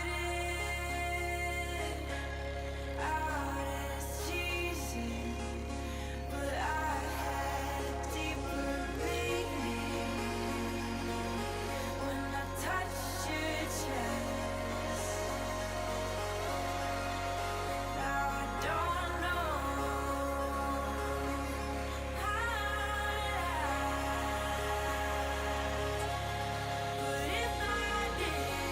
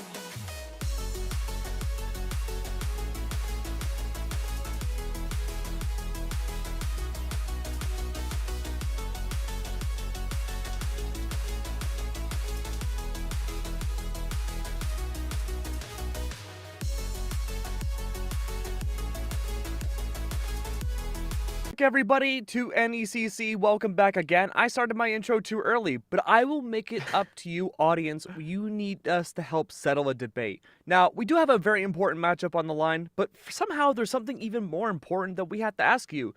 Could Albert Einstein be a good Marvel Rivals caster? Let us know in the Twitch chat. You can snail mail us. CB, do you have a P.O. box? I don't. I prefer people just not send me packages in the mail if I don't know them. That's dang it. definitely not on my top 10 list of things that I want happening to me. So It's okay. You can send me just leave a Einstein's hair in the comment. mail. Leave a comment in the chat. Yeah, we have the technology to do that. Send you Einstein's hair. If someone has even has a hold of Einstein's hair, I wouldn't just be shipping that in the mail. All right, I would have like a dedicated courier. Like that's a high security item. You would pay a pretty penny for just a singular lock of hair from his big genius dome. I would love to get a hair from his big genius dome. Speaking of delicious things, though, we do have a fantastic matchup here. Of course, it's brought to by Wenzel's Farms, too. If you want to email us some Wenzel's, too, I'd appreciate that. I could print out one of the meat sticks and eat it. But CB, most importantly, I'm very excited for SFU versus Club Esports, or UF Orange, excuse me. I am as well. I very much so hope that this match is a lot closer than our last one, and I don't see why it wouldn't be, because Division 1, for the most part, has been pretty close-knit, but like we said, teams like Northwood and Fisher kind of just break for the pack because they have, you know, established best of the best, cream of the crop pro talent. But this is where the young up-and-comers are beginning to make a name for themselves. These are where the promising talents of the future actually get to coalesce and show the world what they're capable of. And we've seen the likes of Fisher be taken the distance by the likes of UF Orange. So we know that this squad has what it takes to punch upwards. The question is exactly how good is SFU Scarlet? What is their power level? And how are they going to match up against the Gators? Well, let me tell you, CB, that is one heck of a question. And we're going to find out as we start getting into the map selections to see how things start off. Now, if it's the NECC tradition, or okay, look, I can't even say it's just NECC. It's everywhere in Marvel Rivals competitive. It's always Hell's Heaven first. It just specifically just to annoy you is why they do it, I think. No other competitive reason. So, okay, hold on. I'm sure I've asked this, but what is it about Hell's Heaven that you specifically don't like? I just don't like how snowbally it is. I feel like no matter what role I play, where I'm at, my positioning, ults, teams, doesn't matter. We never capture the point first, and we just get steamrolled so easily. So, okay, so you dislike Hell's Heaven because you have a really poor win-loss on that map. I think that's a pretty valid reason. Okay, so it's it's internalized, but that's okay. It doesn't matter. We're going to Celestial Husk anyway, so you don't got to worry about that. How do you feel about Clintar? Both of these teams like me. I like them back. They're on your good side already by just simply not taking us to Hell's Heaven. I think that's a pretty good sign. I'm a Hell's Heaven fan. I like the way, you know, it just kind of feels like a good old-fashioned, like, neutral brawl. I'm not too big on the ways that some of the maps move, like that pillar in the middle of, like, Winter Soldier Factory, kind of, like, throws me off every now and then. Eldritch Monument and the way that it all just like moves around. It's interesting, it's fun, but it's also kind of like, I really need you to stay still so I can hide my BRB and not get it scouted out by a Star-Lord. By the way, in the intermission, that happened to me for like 20 minutes straight in a game on Hell's Heaven, and I was like, this is just miserable. I am a rocket heal bot. I can't even use the one other part of my kit. See, that stinks. I'm so sorry you had to go through that. Luckily, though, we get to go to better pastures, and it will be Celestial Husk as the first match, which I think is a very good sign. I have my own reservations for this map, too. I think a lot of the sub-maps are very samey, and it kind of comes down to, I believe it's Hall of Jalia, the Wakanda domination point, where if you have two out of the three, thank you. If you have two of the 3 points that are essentially the same, you win one of them. More likely than not, you're going to convert the second one too. I do kind of agree, though, that Celestial Husk is kind of like that, because you have, like, Celestial Hand, which is kind of the outlier. That's the one with the big, like, race platform in the middle. But then, you know, the other two kind of feel very, very similar to one another. If you can win on one, you can definitely win on the other. So that's always going to be the outlier, right? Is if you can get ahead on Celestial Hand, and hopefully you can hold on and take the other two. But a lot of times I think we do see the teams that fare well on the other two maps just kind of run away with both of them. Celestial Hand is the Warrior Falls of Celestial Husk. I never thought in my life I'd say Celestial so much.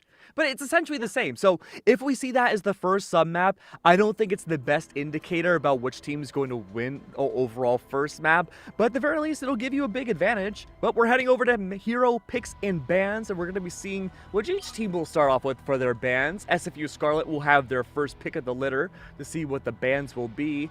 We've had some interesting ones today, but I think SFU and UF Scarlet, or Orange, excuse me, will probably be a little bit more straight to the point. Yeah, you can expect these bans to be a lot more competitive, whereas before you were trying to just, Good way you of know, putting it. at least initially, like, the bans were kind of competitive in the previous matchup, but eventually it just kind of got thrown out the window as Indiana Tech kind of threw in the towel, and they're like, we're stuck on Mr. Northwood's wild ride, and we can't get off of it until these maps are over, so let's just try and make this quick. This is going to be much more of a strategic ban phase as far as I can tell. A Winter Soldier ban right out the gates, and a Captain America ban, those both track. You want to try and ban out counter dive on one side and then ban out dive on the other. Again, these bans are universal, so both teams are going to have to adapt accordingly. Took the words right out of my mouth, CB. Really like that start from both teams. First reservation from UF Orange will be the Hella pick, so we will see some more off-angling play and backline potential. Terra absolutely made a statement for themselves on Northwood today by how clean their Hella looked, and UF Orange, I can only imagine, will want to put out similar dynamics. Ooh. The Daredevil, very Ooh. interesting, very large domination map. You can hide a lot and find so much flank value on Daredevil here. That's true, and it also does explain both the Namor ban that just came through and the Bucky ban as well, because those are two heroes that are great at trying to mark the Daredevil and keep him in check. The Bionic Hook, great for trying to shut him down, but with those off the table, Daredevil is free to essentially execute his win condition. He is great at going in and either being just completely lethal if left to his own devices, forcing aggro from the rest of the team, drawing it away, or just wasting their time and watching the front line crumble because the back line is so busy trying to peel for one another. It's a great pick for SFU Scarlet. Their strategy is already clear. Your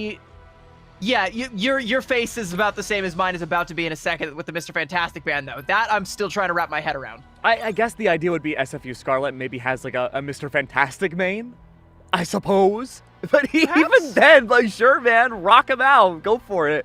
Like, that's such a strange ban to me. I don't think there's any player in NECC worth banning a Mr. Fantastic for. Well, if you ban the Fantastic, you're going to get Protect on the Wolverine. Interesting, by the way, in that Season 5 dev update, they were like, Wolverine's been underperforming lately. And I'm like, has he, though? Like, sure, compared to when he was literally God a couple of seasons ago, but now he's just, you know, he's one of us, but he's still pretty damn powerful. He's powerful, but you have to know how to play Wolverine. I feel like he's one of those characters, or heroes, I should say, that's very good in pro play, but not very good in ranked play, where there's no coordination. Well, we're going to see the Rocket ban coming out at the end of UF Orange and a Punisher ban from SFU Scarlet. I think just banning out some burst damage on one side and then the Rocket, you know, you're just trying to ban out one of the flavor of the month strategists. Rocket, very survivable, very good at providing a lot of healing in the neutral. And with this Cosmic Yarn Amplifier buff, very much so viable as both an offensive and defensive tool. So wise to get rid of that, but it does kind of mean that you're taking away one of the strategists that's the best at surviving the Daredevil dive, which you can already see Game Ninja hovering. That was what SFU Scarlet protected. That is their game plan. That is where their bread is buttered. And if you're UF Orange, it's going to put a lot of pressure onto Caesar, specifically on the Invis Woman, to try and displace the Daredevil before he's able to really get nestled in there like a tick and just start going to town. Yeah, looks like SFU Scarlet's taking a page out of the Virtus Pro handbook. We saw how powerful Daredevil was alongside the Star-Lord back on domination maps in the grand finals of MRC not too long ago, just earlier this month. Yeah, Daredevil thrives on situations where there's already chaos being sown and you can't really do anything about him. He goes in and seizes the opportunity, but he's also really good at creating those opportunities, which is why we're seeing a lot of teams start to pick him up alongside either the Star-Lord or the Psylocke. If the Star-Lord is what everybody is looking at, suddenly that's an opportunity for the Daredevil to go in deep and make his presence known. But UF Orange are going to make their presence known quite quick as they go for a strange TP kidnap play. We'll see if they're able to get anything. I don't think you want to be kidnapping the Daredevil from my son. I think he might be very survivable in that situation. No one going to be caught today. The teleport, again, just going to be used to flip the map. I like how the portal was used as a protection factor, flipping it backwards for this early fight. Very smart move from Storm Shadow. Haven't seen that tech too much yet. That being said, though, A lot of information was gained off of the portal play too. You discovered that the Daredevil's on the board here. My unfortunately taking a wealth of damage early on. That Shinichi we get rid of the Daredevil super early. A very nice pick, and that's going to hemorrhage a lot of SFU Scarlet's aggressive potential in this opening fight. And Mai gonna get taken down there, and it should be UF Orange coming out ahead here. And any time that you're gonna see Shinichi hitting these big shots, especially onto Game Ninja, the backline can breathe a sigh of relief. They don't have to play so far back, and the rest of UF Orange can all get collectively more aggressive because they don't have to worry about whether or not the heals are gonna be there, whether or not they're behind a corner. They're going to be right at their backs when they need it to be, and UF Orange can push up wholesale this far up, play onto SFU Scarlet's high ground, and now also deny Game Ninja a lot of the angles of approach that he wants. Also deny some of that air superiority from Zaps. Icy Surfer was staggered out for just a few seconds onto that respawn. Delayed a lot more time for SFU Scarlet to have a chance to push back in as a team. They had to wait for that respawn. Push is finally back out. Dancing from Zaps is looking to create some space alongside this Daredevil, needing to make his introduction into the fight after being taken down early on, and Game Ninja does exactly that. Slow start for SFU Scarlet has been picking up speed. Game Ninja is finding so much extra value. He knows one's in the sky, and the Doctor Strange attempts to hide, but unfortunately, he is ganged up upon. And SFU Scarlet have taken their next fight. And as I talk about how SFU Scarlet, you know, they're kind of being pressed far back towards their spawn, and UF Orange are holding the space. Well, UF Orange kind of give up that space. They try to fall back and contest the point, and that's the opportunity that Game Ninja needs to go in and take down Shinichi. And before being able to pop that Goddess of Death as well, that's the #1 target that Game Ninja has to worry about. So when it's off the field, all of SFU Scarlet can just pull right on through and win the fight. Galactic Legend going to come out from Cinerate to try and turn the tide for UF Orange, but a nice Meteor M is going to absorb a fair bit of the damage, but not the back half of it. Astrale on death's door, but will be bailed out by the strategist, and SFU Scarlet. Narrowing disaster there. Cinerate brought out Galactic Legend, but not a single strategist ult was used to counter it. Instead, it went to all to Astrale, and they can save these strategist fights for the next opening push. Mai's good for 2 off a Feast of the Abyss. The Devil inside, the King of Manhattan is back, and can Game Ninja find extra value? One does run away, but displacing all these different players is good enough. It might as well be a KO. A lot of ults used for UF Orange. 3 ultimates used in a losing engagement here, and SFU Scarlet happy to match that. And the key here is one of those ultimates was that Fate of Both Worlds. Zap's going to have that Galactic Legend, and sure, you're going to be popping that one more than likely and responding with Caesar's Invisible Boundary. But then what? Because then you got to worry about letting the Devil out, and Game Ninja doesn't even need to let the Devil out. He is the Devil, already taken down Cinerate. The blind is Devil, but has gold in hand. He reaches up above against the flank. Still ultimate available. It's going to be Galactic Legend out, and Zaps attempts to run away. But he gets mowed down instantaneously. With the hands of Psionic Seduction, Sabo was there to protect Caesar just in case the ult went sideways. And 88% now. What was once a dominant first round from UF Orange has gone completely against their own favor. Mai is back. The Daredevil ultimate is out. Melting down everybody. Shichi's gone, and so is the back line. That Storm Shadow no longer in this world. Back to the Nether we go. And with UF Orange only having 2 players left, Shinichi's gonna go for a desperation portal play. Doesn't look like it's going to come through. Game Ninja trying to go in and put a stop to it. And yeah, the portal play not going to come through. And crucially, that means that if UF Orange actually, if they utilize the cooldown, if you even hit the key for it, it's not going to be online for this next point, and likely won't be there if we do see 100-0. So UF Orange might have just dug themselves down pretty deep if that portal play did actually come out. But crucially, just like I said, though, you know, you pop that Galactic Legend that forces out the Invisible Boundary, and then suddenly it's just totally free for that Let the Devil out. But what's worse, too, is that Game Ninja didn't have that forced out immediately. It's actually more heavy losses that come out for UF Orange. You lose the Luna Snow, and then you see Caesar's health start to dwindle as there's no peeling from the other strategist. And suddenly there was nothing in the world that you could possibly do to just stop this reign of terror that Game Ninja is on. And with all of these anti-dive heroes being banned out, and also a lot of the survivable strategists, again, that Rocket Raccoon being banned out, my question is, if you're UF Orange, how do you tango with this? I was just about to ask you the same exact question. Now, remind me, CB, Jeff wasn't banned from either team, was he? No, Jeff is still totally playable for either one of these teams. And honestly, I'm kind of surprised SFU Scarlet aren't bringing it, as Jeff would be great at trying to augment Mai's dives and also helping with Game Ninja, setting up on some of these flanks, but it's not even something that SFU Scarlet really needs right now because they're honestly doing just fine with just the idol doing the lion's share of the work. No, I think UF Orange may be the ones that have to bring out the Jeff. We have a Mantis on the board at Shinichi. He's been the flex to roam around the different picks. Great Galactic Legend to take down early parts of SSU Scarlet. This is where things always look so good for them. They always get the first point cap, and they look dominant doing it.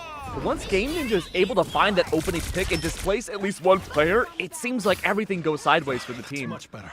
But going back to that Jeff conversation, one of the downsides of this Luna and Invis backline is that they're by design going to play very split from the rest of the team because you're going to have, you know, Mai trying to go in for a dive, so you just wait for that to happen, and suddenly it's just free real estate for Cinery to pop that Galactic Legend and take down the backline, and the whole comp crumbles. So SFU Scarlet, they have to try and play a little bit closer together when they know that Cinery has that ultimate. For now, they don't have to be quite as safe, and they can go in super aggressive, and there's the aggression that you want to see. Scenario's gone. Now Shinichi might have to turn on the Mantis DPS mode to bring things back, but instead it's Fate of Both Worlds. It's going to be the double proc brought out from both Lunas. Heat of the Abyss is brought out, does get a KO in the process. I believe that was mid-ultimate. That's unbelievable. Storm Shadow has completely taken control of the land yet again. Not only do you have to worry about at least just the Venom, but now Sceneri has to find a way to help subsidize that damage, keep this strength going, and continue their advantage. It's going to give Scenario some more time to build up to that next Galactic Legend, and you're not going to have to worry about the Fate of Both Worlds. Icy Surfer still having that invisible boundary. Luckily, you didn't try to double dip on the Strategist ult, so you're going to be on an even playing field with UF Orange when it comes down to that. But the question, though, is how is Game Ninja going to be setting up for this opportunity? Because their win condition has been just set Game Ninja up for success, but how do you do it when you're not at a significant ult advantage and you have to worry about that ticking time bomb that is the Star-Lord on the other side? I think Shinichi here on the sleep spore will be a really big factor to counter Game Ninja. He has to be super careful and wait out that utility. 5 ultimates available now, starting off with the Galactic Legend. Will be a solid start for SFU Scarlet to try to find their way back in the round 2. Psionic Seduction, though, and Mantis' ultimate are both in play. The Soul Resurgence will be great to buff up everybody around Shinichi. It's going to make it very hard to get back into the fray. Invisible Boundary right up on top. A big old stalemate any which way you look. Double Invisible Boundary will be out. Plenty of ultimates are lapping over each other just for UF Orange to bring this into overtime.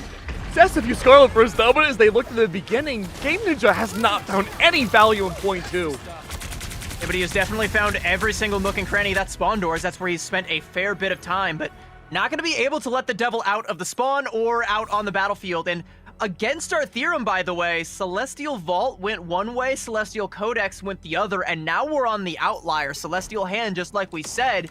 And I gotta feel like the momentum right now is in UF Orange's wheelhouse right now. It's in their side after that last matchup, especially with the performance of Scenario on the Star-Lord, able to get the better of SFU Scarlet, continually just being able to capitalize on the split that SFU Scarlet want to go for. I like that, but I don't know if you're going to be able to get away with it on this next matchup here. So realistically, while the momentum's on one side, it could still go either way.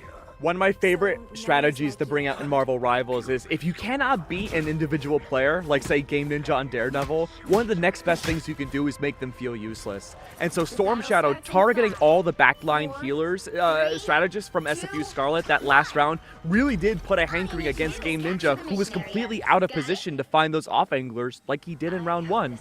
But this is a closer and more combat-heavy, condensed area for this third and final round. I think this will benefit Game Ninja a whole lot more. Look before you leap, Astral. That's going to be a successful kidnap play coming out for UF Orange. Big slowdown. We've finally seen one. And like you said, big slowdown. SFU Scarlet are going to be super gun-shy now. They're CD, not going to have a one of their reverse major portal? takes there. You are absolutely right. We could actually see the portal coming out, but will it be enough? Yes, it will.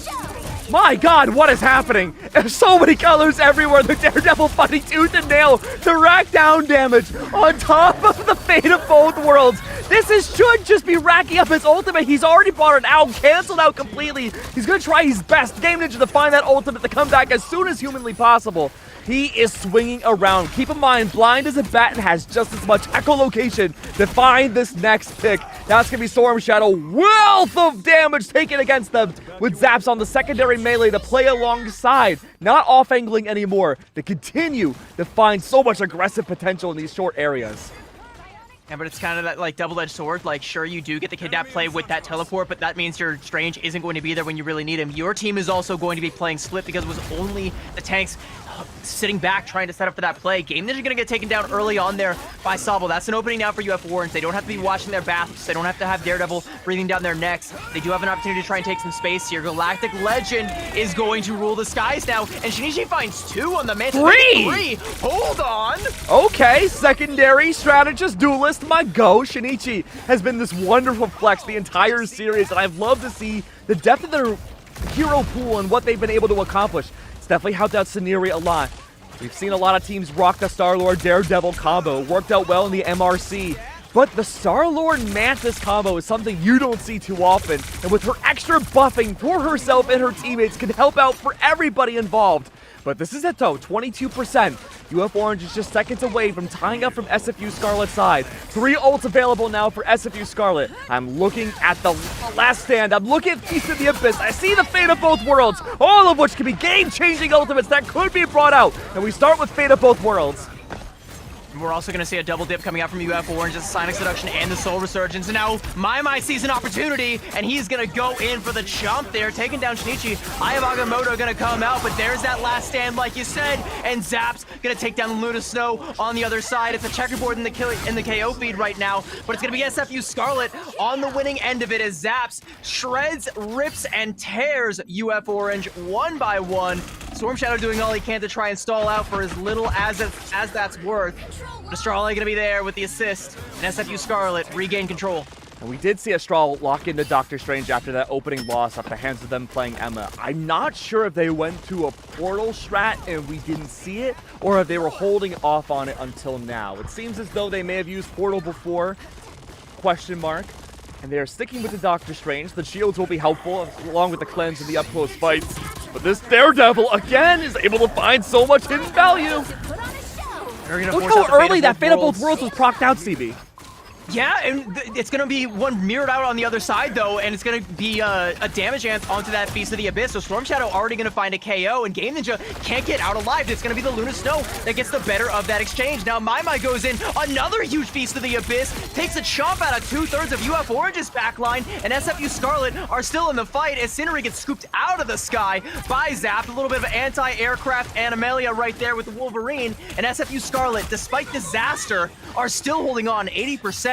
And UF Orange are scratching their heads looking for a way back in. It's the final point, too. There's no gun packs after this. You're going to have to find a way to get back in less than 10 seconds, and certainly no time to use a portal now if you're UF Orange. It's down to the Game Ninja. Hold them back. Create chaos. Frozen in the midst and still got a KO Frozen. A second one could very well come by, but the Mantis just barely lives. Perhaps I spoke too soon. My Rabu Shinichi, that's Dean the Kid gone, and you only have one strategist left. Where are they? Are they on the battlefield? Are they holding it down? Certainly not as OT continues to dwindle away, and SFU barely scrapes by with game 1. UF Orange had 3 chances to regain themselves in that fight, but one by one they got knocked down by Game Ninja. 3 strategists, all of them dying at about 90% to their ultimate. Shinichi specifically dies at 98% to Soul Resurgence, and that is the death nail for UF Orange, because Caesar had already died earlier on in that fight, was coming in at about like 80 to 90%. The Luna Snow also falls early on. It just is so close to being salvageable for UF Orange, but the duo of Game Ninja and My is just too much to overcome, and at that key moment, there just wasn't enough tools to dig UF Orange out of the hole that they got buried in. I did like the denial of Game Ninja in that second point, though. It felt like Game Ninja wasn't as successful at separating all these different players and displacing their opportunities to not allow strategists to heal or find less damage on the facts of Scenery, or even the Vanguards not having the opportunity to protect the weaker and more squishier players. None of that really happened until that third point. Game Ninja found his footing again once he was good at displacing his players. I feel like you can kind of deal with this composition, like you say, though, because again, on that second point there, I believe it was Celestial Codex. Again, SFU Scarlet plays so spread out that their backline is left way wide open, and that's perfect for Cinery to be able to get in. If you can continue to potentially make map picks where you can exploit that, you might not have to worry about trying to beat this team out in the ban phase. But if you're going to, I kind of feel like you might want to try and reach over for the Venom ban. I mean, we saw them go immediately for the Captain America ban. Maybe that's just kind of like a lesser of two evils sort of situation. But My was getting so much value on the Venom. Venom is so strong right now. His ultimate just gets so much work done, especially if you damage boost it. Homie was getting 2 KOs pretty much every time he pops Feast of the Abyss. And sure, we're all talking about Game Ninja because he's in the KO feed. He's got 12 final blows. We're still all looking at Game Ninja. But if you're looking at the Daredevil, you're not looking at the gigantic symbiote that is eclipsing the very sun you use to guide your way. It's really interesting because we've been seeing some Venom bans so far in NECC, but it feels like a lot of what makes Venom very strong has been banned out a lot more. That being the Jeff, the Mantis, just even on top of that, the Daredevil helping out on top of the Venom was banned by Northwood earlier today. And so I'm wondering if it's more so banning the Venom will be the move, or banning the symptoms of Venom's strength outside of his ultimate will be what each team plans on doing. Well, that's one of those things that you kind of like want to worry about because we didn't see the Jeff ban come through. And again, SFU Scarlet didn't really need it. So it kind of almost feels like even if you do ban out the Jeff, do you really accomplish anything with that, you know? Because they can still get by with just, Luna Invis. And they have that exploitable split like we're talking about, but you're still able to get ahead. It's like a win condition, but it's not a sure thing. It's not something that you can guarantee, but it is something at the very least you can hang your hat on. That's still very iffy. What my concern, though, is like the Fantastic ban. I'm recalling now that Zaps does play a pretty mean Mr. Fantastic. I forgot about that ban. I totally forgot. Like we've seen this before. Man. That is why we did the Fantastic ban. But because you have to waste a ban on something so like, oddball right there, you can't try to get both the Cap and the Venom. You can only get one or the other, and you also can't get the Daredevil. One of those three will get protected, and you will have to try and pick your poison right now. We don't got to worry about the Cap this time around, sure, but we got to talk about Mai's Venom. Yeah, Mai's Venom was so impressive. I really, as someone that mains Venom as a Vanguard, I think the way that he was good at controlling space and denying, again, spacing opportunities for the enemy team looked fantastic. He never once overheated, always had the trust of his strategist to go and heal him out. The fact that we would also see Mai take a lot of damage on purpose, then back out at that very last second, including on top of his heals, he allowed his strategist to constantly farm up ult percentage off of himself, and that's why you constantly saw the double invisible boundary. The fact that you don't have to worry about, say, using Fate of Both Worlds to deny the Galactic Legend. All of these strategies felt so comfortable. And not only that, it's the same as, like I said, Daredevil is one of those heroes that's great at capitalizing on a chaotic situation, and Venom is great at creating chaotic situations, but it also works in reverse. So you can have either Mai or Game Ninja be the first one into the fray. It's whoever is second that you got to worry about. Whoever is setting up the lob for the drill is the one that you have to really pay close attention to, but you're never going to be able to because you have to try and just live the early onslaught of either the Daredevil or the Venom. Again, take your pick. As we go on to our next map pick, though, it's going to be Central Park, and I don't know if we're going to see the Venom. He's not quite as prominent on this map, so maybe you don't necessarily have to worry too much about that, but you still have to worry about Game Ninja on that Daredevil. This is another very strong Daredevil map.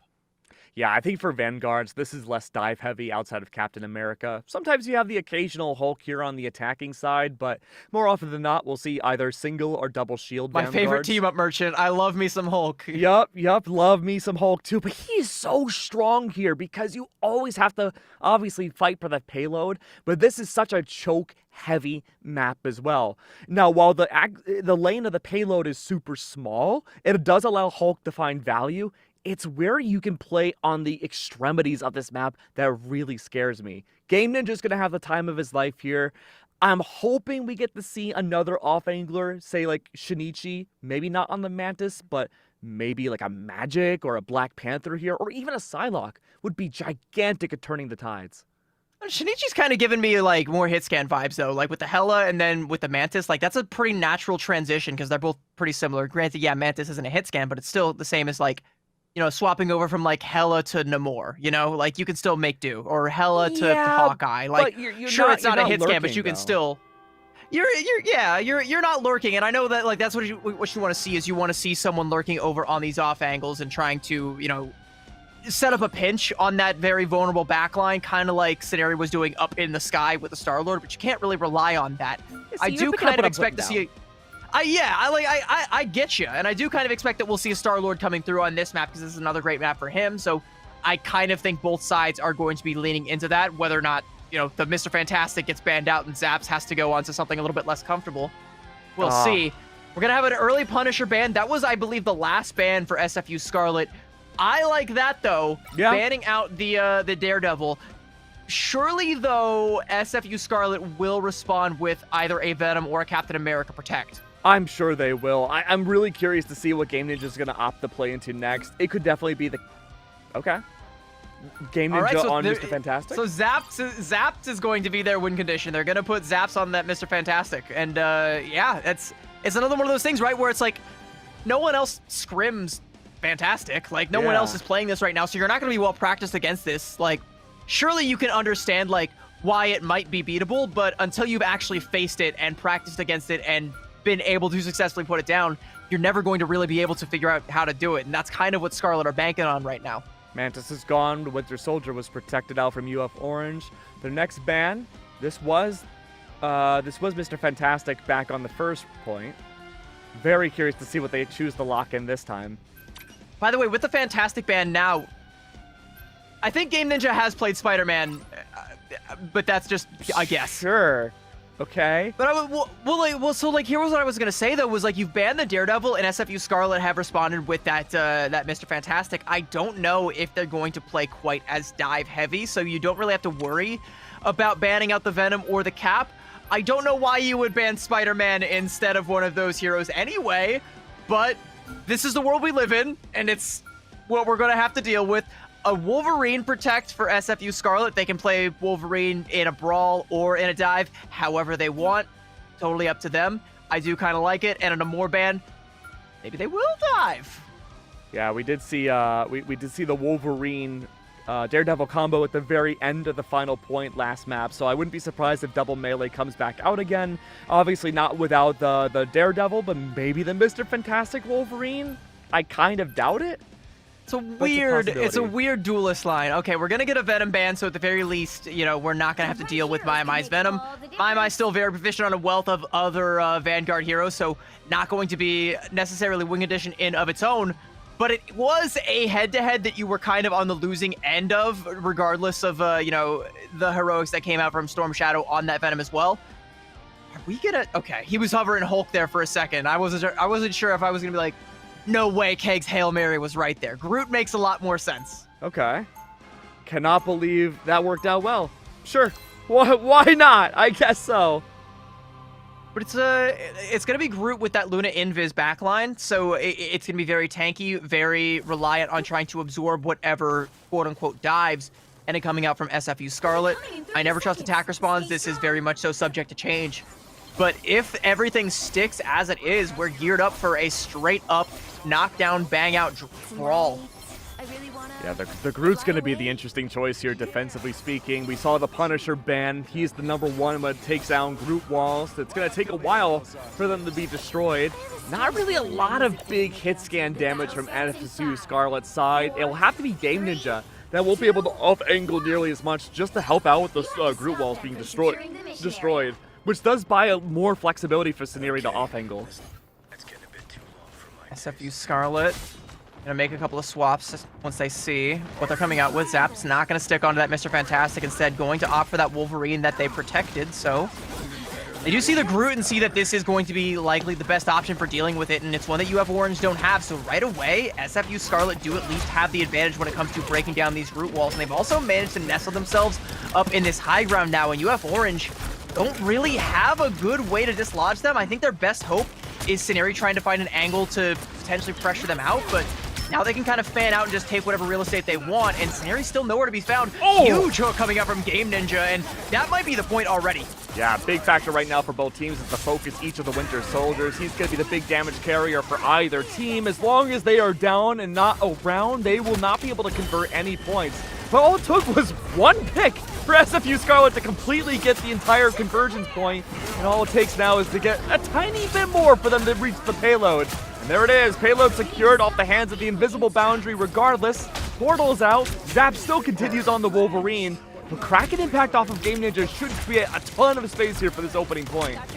That was UF Orange's invis boundary, and it wasn't on the point. It was just to try and help the team live so that they can touch the point, but you just didn't have time for that to ever happen. You had the Strange TP coming out onto the point, and sure, that was enough to get the contest, but only for a split second before I believe it was Storm Shadow falls and then Sobble falls as well. No Vanguards, you're just not going to be able to walk up against SFU Scarlet. So Icy Surfer still can have his invisible boundary, and like you said, the Kraken impact from Game Ninja. There's so many combinations that SFU Scarlet could let rip here. No. I think you just go for the Groot combo with that Kraken impact, and that's a fight win that UF Orange can't really do a whole lot about. I like this though. Go early with this. Yeah, go early with the Galactic Legend and force the tempo. Took the words right out of my mouth. I was expecting to see the Groot Winter Soldier combo, but Galactic Legend will stall that for a tiny bit. Still, all those ults are available. Astral was able to suck up Galactic Legend with his Meteor M. Kraken Impact is not out yet, though. Strangling Prison will be employed. Game Ninja's too far away. The ult was mistimed, and even through the invisible boundary, Storm Shadow's good for not just one, but two. Zaps falls. Kraken Impact could still be available as a way to retrieve some sort of destiny, but no. Shinichi instead, a double KO, is shoving all of SFU Scarlet back. I think even without the Kraken impact there, though, that Strangling Prison that comes out from Mai, I think was still pretty well advised. It does force out the Fate of Both Worlds and the Meteor M, and Storm Shadow able to be the hero with that Meteor M, draw a line in the sand for UF Orange to get their feet back underneath them. Now SFU Scarlet are coming in with that Kraken impact, and there's one less tool able to deal with it. Caesar's back onto that invisible boundary, but that might not be enough. Psionic Seduction again to try and force the tempo. I like this from UF Orange. They need to keep this up. Fate of Both Worlds is out now, helping to deny against Sobble D.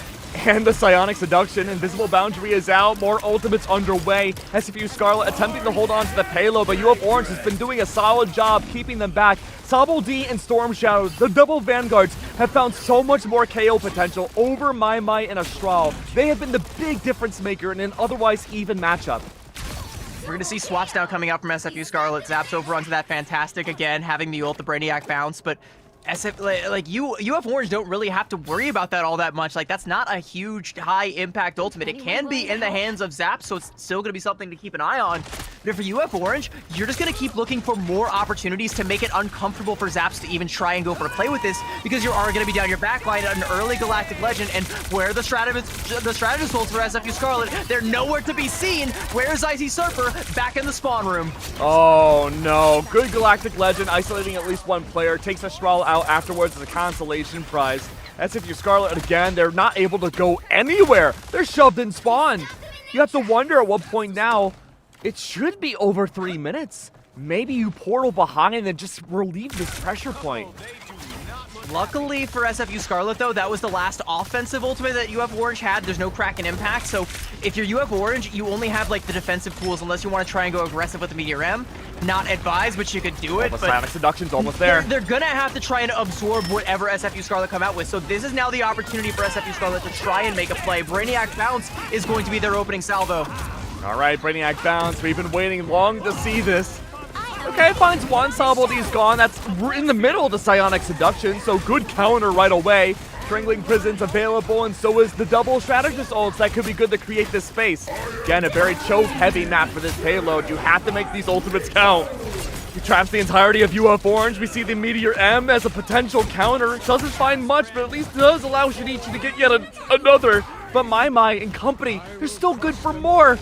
1 minute and 20 is left on the board. Astral misses with the Meteor M. SFU Scarlet are using this time to push that payload. They could get this to P2. There's still a chance to Strange TP gonna come out from Sobble, though. There's an opportunity for UF Orange to come in with the recontest. There's no ultimates for SFU Scarlet, and a Kraken impact for Shinichi. If this teleport comes through, and indeed it does, there's a wing condition for UF Orange. They just have to look for the opportunity and buy time for Shinichi to find that opening. SFU Scarlet, they don't have any tools. They're coming up on another Brainiac bounce, and maybe they can weather the storm, but it might be too late. Oh no, Sobble D is looking suspicious right now. Losing a lot of HP very quickly. Kraken Impact is out, fist in the ground. Would it be enough to convert one? No. Shinichi's there to somewhat steal away Saniri, but the double DPS, the duelists are great at shutting it down. Mai at least puts an end to that misery. And through it all, 27 seconds are left. If you swap to the Doctor Strange now, Astral has a chance, but it's getting awfully close to the wire. No straggling allowed. Game Ninja swaps to the Psylocke. No longer the Winter Soldier. This has to be a fish for the Dance of the Butterflies to get it once and possibly only once this game. There's no ults on either side. It's going to be My strangling Prison versus that invisible boundary from Caesar, who is going to be the first one to get it. It's looking like My is a little bit ahead of the curve, 99%. He has got it. Does he let it rip? He can't! He is focus fired, and with that Maelstrom of Madness, Sabaldi puts him down, and suddenly there is nothing that SFU Scarlet can use. But the BRB does bring him back, but that means it's not going to be there for Zaps. The invisible boundary, the timing was perfect. It comes out, and an Eye of Agamotto might just be the death nail, as now UF Orange have all they need. It is a full house. They can lay all their cards out on the dance floor. Speaking of dance floors, there is one more. Just flipped Dean the Kid through that Dance with the Butterfly from Game Ninja. Doesn't accomplish anything, and UF Orange are primed to hold strong here as their own Fate of Both Worlds will expire. Busy Bee forced to peel back just to live, but no one else on the team is living. UF Orange will hold SFU Scarlet at the end of Point B. What a read from the double Fate of Both Worlds, recognizing the last second swap to the Psylocke, shutting down any possibility of using that AoE radius to instantly KO anybody that could be on top of that payload for OT. Really, really nice job. But overall, it was SFU Scarlet finding so much struggle value getting in. And Game Ninja just did not have that same impact as he did back on Domination. That Daredevil ban has been severely hurting the DPS line. Yeah, and you can kind of tell that, like, when you're not in that comfortable situation, like you say, without the Daredevil, your DPS line just being kind of hurt, they're going to be a little bit gun-shy. They're going to be one step slower than they normally would, and that's what UF Orange need. They have the higher speed stat right now. They can just simply go first in a lot of these fights. So even when SFU Scarlet get themselves a healthy time bank, well, every time they step out of the spawn door and walk into a Galactic Legend, they're being chopped down by another minute, and suddenly you're out of minutes. You're up against the wall. You don't really have anything. And just like I said, it's that strangling Prison versus that invisible boundary. Sure, My won the race, but ends up falling, rezzed off the BRB, and that gives Caesar just enough time. And at that point, there's just nothing you can do for SFU Scarlet because UF Orange were so far ahead in every other ultimate. Every other win condition came online at just the right time, and now all they have to do is make it through point number 2, and UF Orange can tie this series up. And Sabaldi is going to open on up with a strange TP. We talked about how some of these teams like to go for these cheeky plays early on. Well, that is how UF Orange are going to take the high ground. Very happy not to see Groot here for the first point. Ooh, Didn't do a whole lot for capturing things. My unfortunately falls immediately. I didn't even see where My was. But the Resurrect is out. Everyone at SFU were playing inside of a sniper's nest, looking to get that drop against UF Orange, but they weren't expecting the portal early.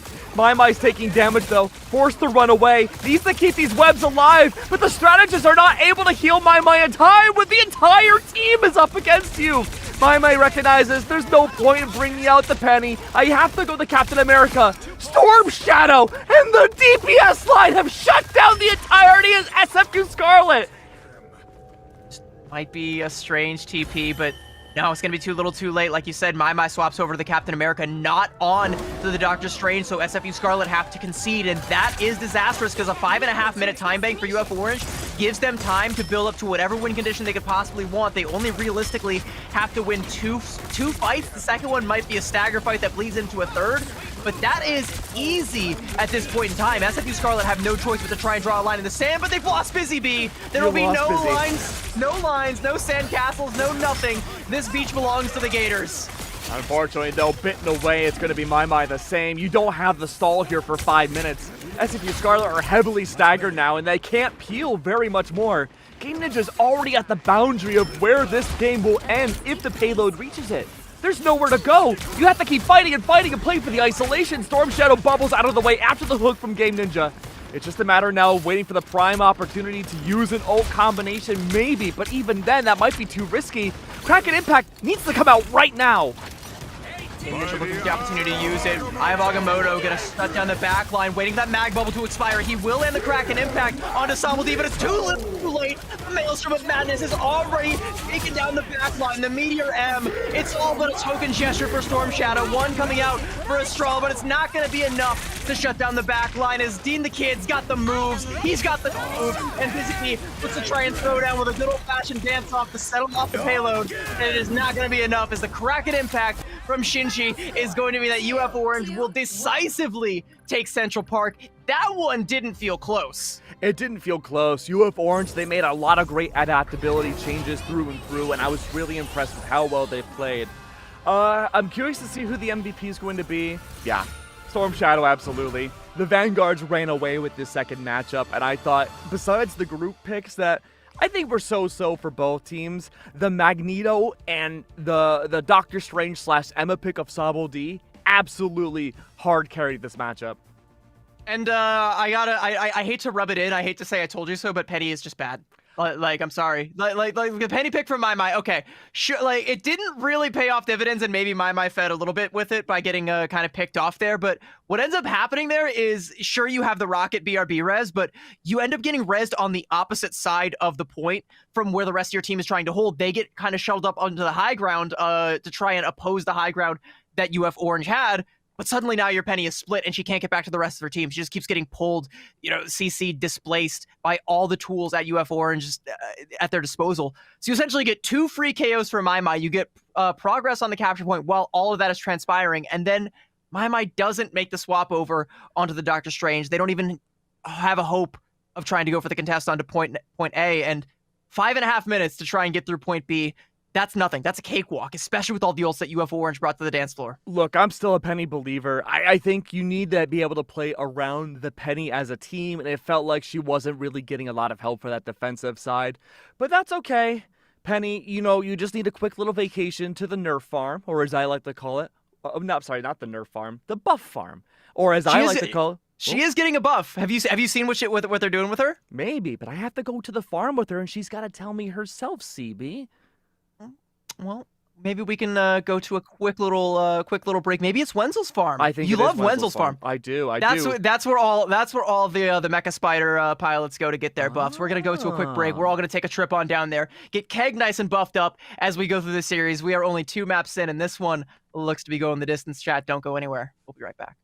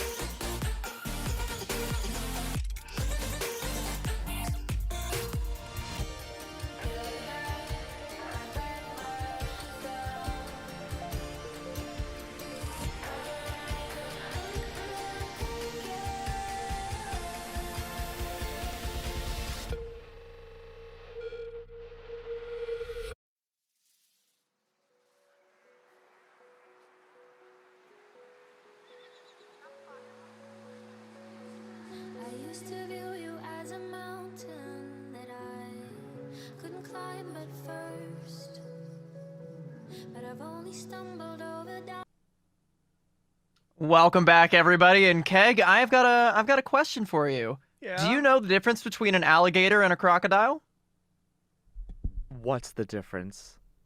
One you see later, and the other you see after a while.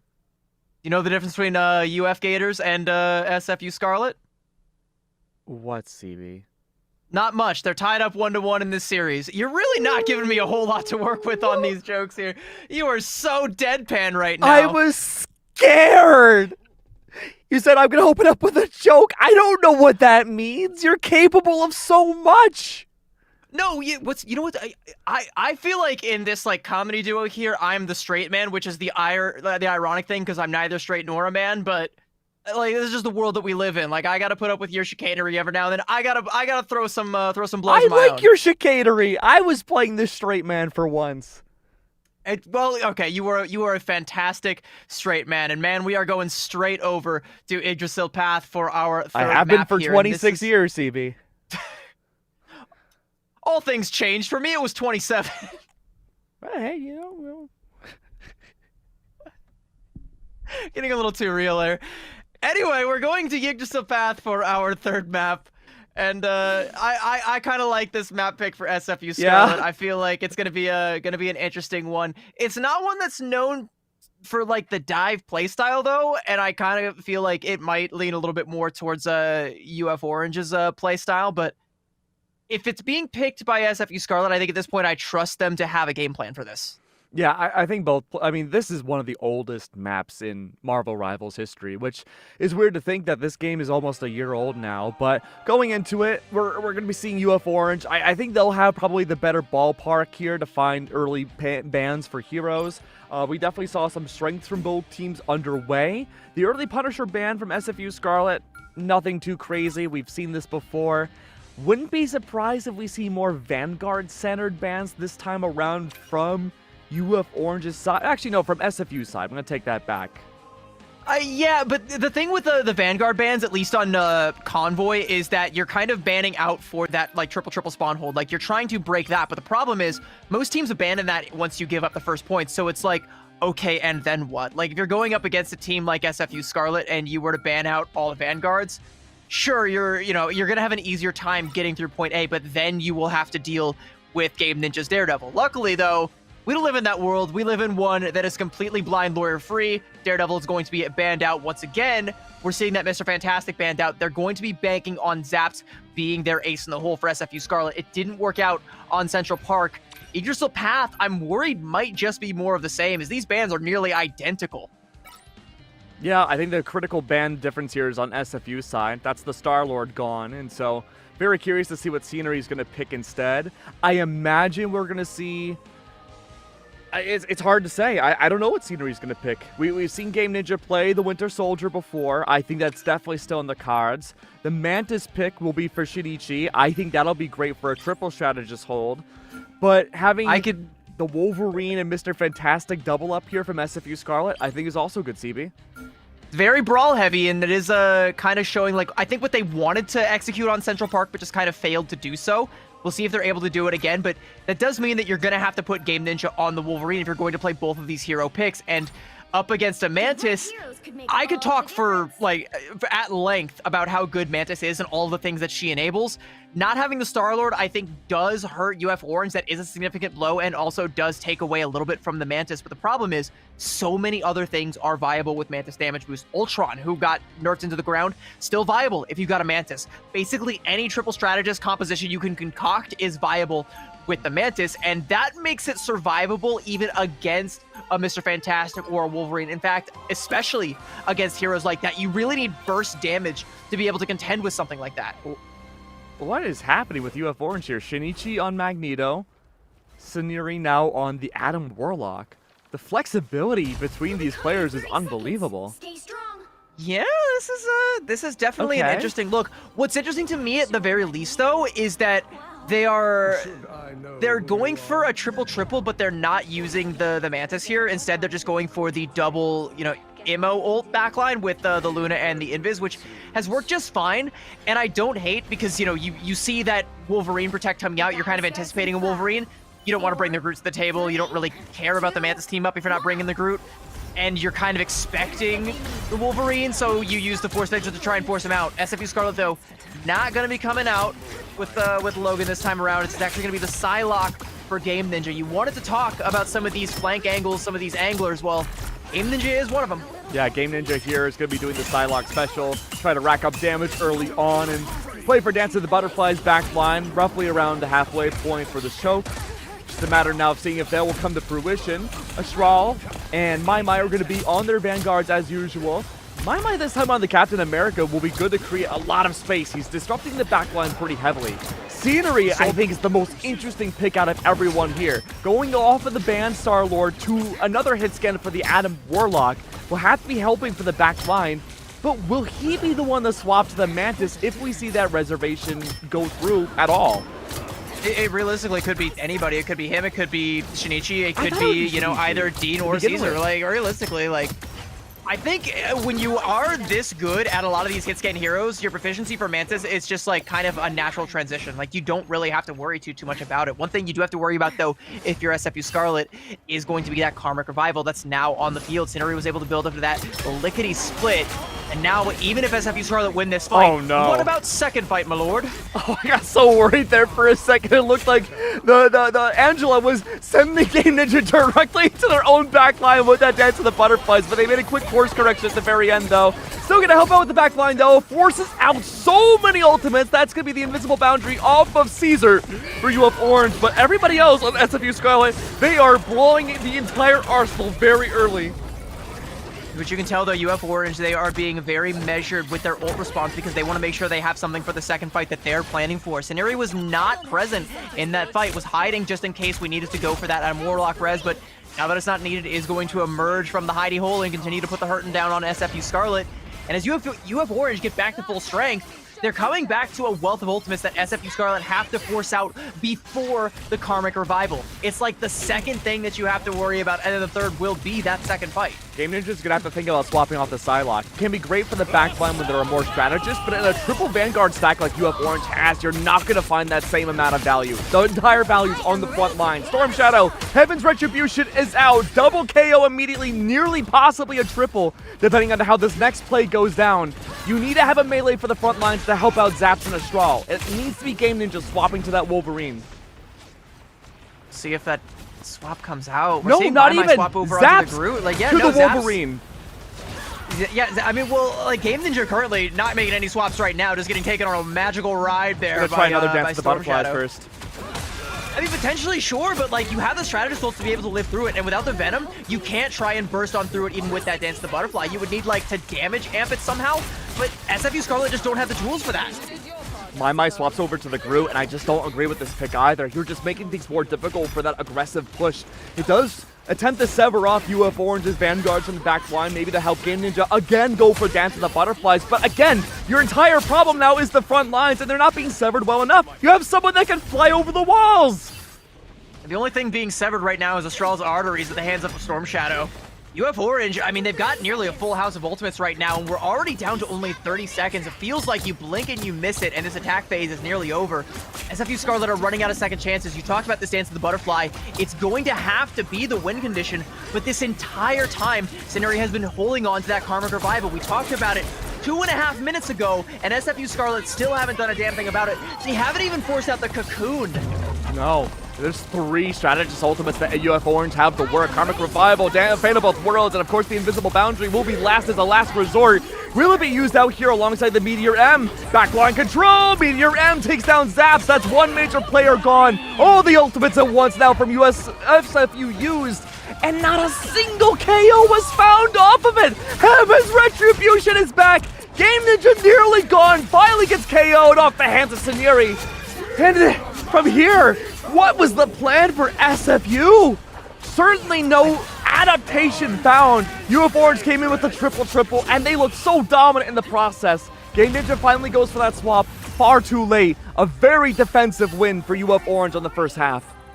It looks so one-sided, and it's kind of like I said, like, these kind of brawly compositions, these sorts of styles favor SFU Scarlet. Without the Daredevil, SFU Scarlet look like a totally different team, and UF Orange have discovered that this different team is a very beatable team, and not just a beatable team, a bullyable team, and one that just doesn't seem to know what the correct answer is. You know, they don't really have the right way to adapt. Cineri was holding on to that Karmic Revival, and again, not even the Cocoon got forced out. We're seeing complete zeros across the board in the death column for UF Orange. I mean, what do you even need the revival for if no one's dying, right? Yeah. Like, No threat whatsoever. That Adam just got to sit back and be chill the whole time.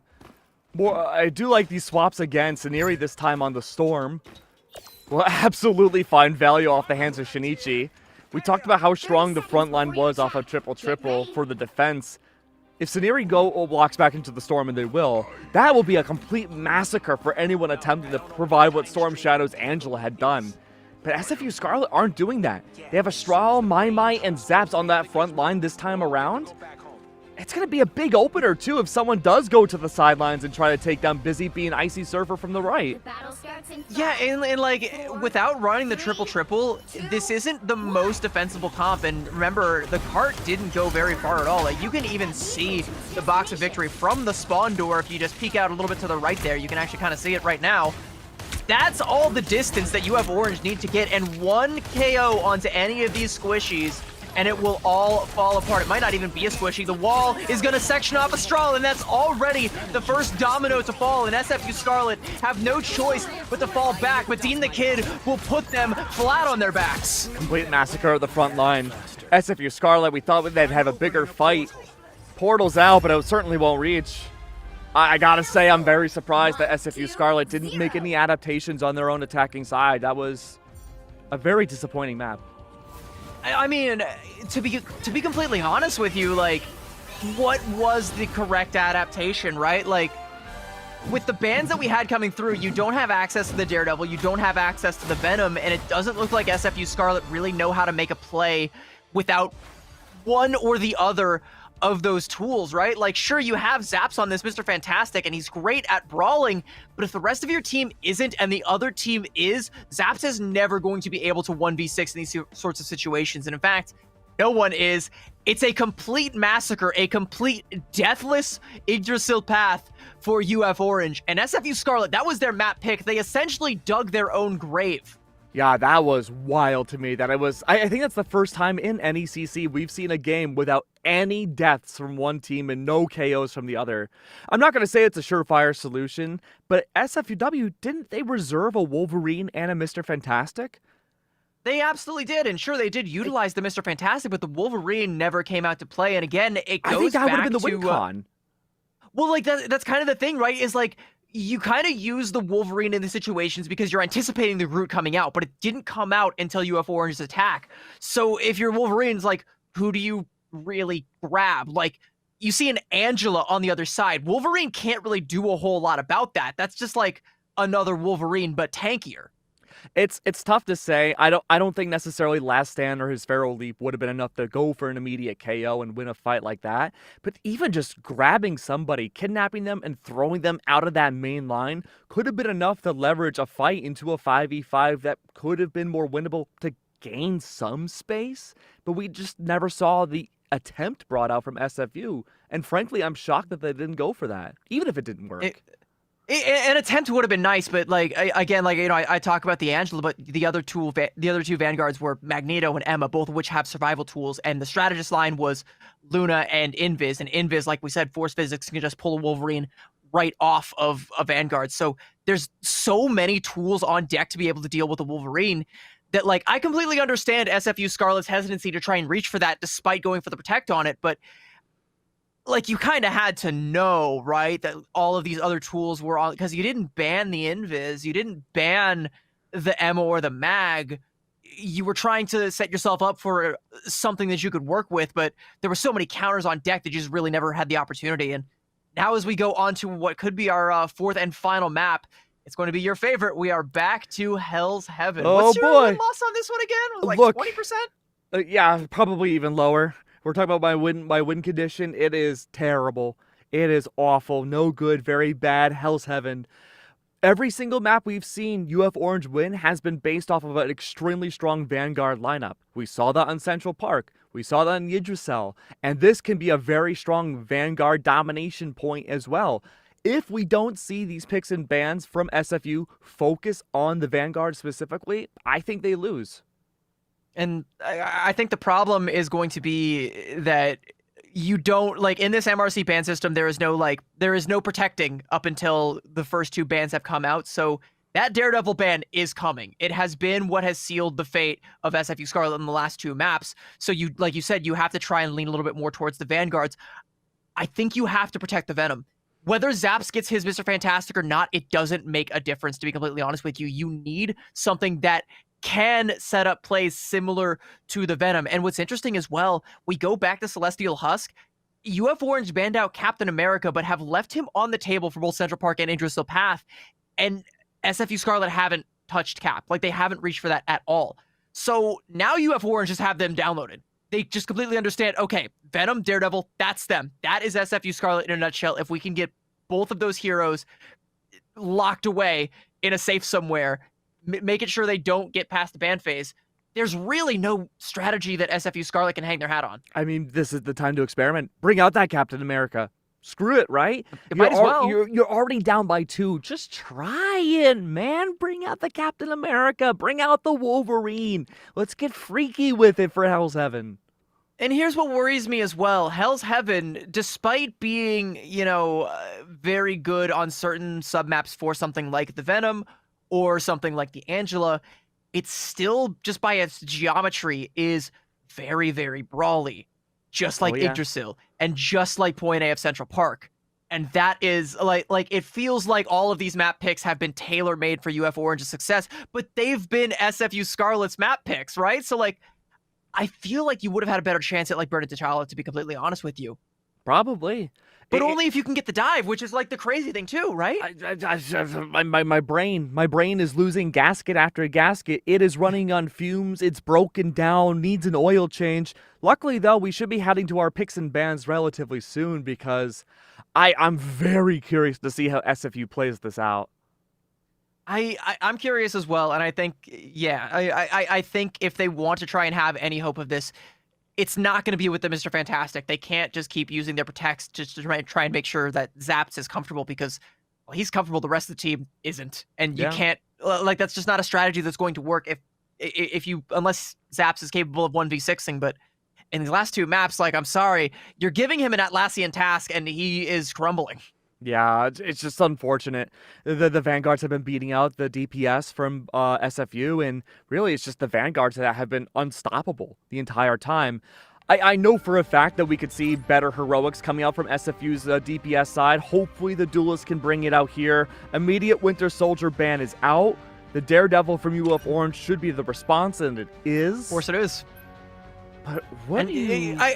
I do kind of like the Winter Soldier ban, though. Protect on the Punisher, though. That's kind of one of the things that I was about to get at, was SFU Scarlet have been first banning the Punisher every time, and I think that telegraphs that that's one of those comfort picks for UF Orange. So now trying to switch over to the Winter Soldier that they have been afraid of this whole time, they have now, essentially sealed the deal. That Punisher is now on the table. We also got the answer to our question, why the Spidey bans? Well, this is why. SFU Scarlet are now going to protect the Spider-Man. And again, it's another one of those heroes that I think we've seen Game Ninja on in the past, potentially Zaps as well. So another one of those oddballs that SFU Scarlet really have to bank on.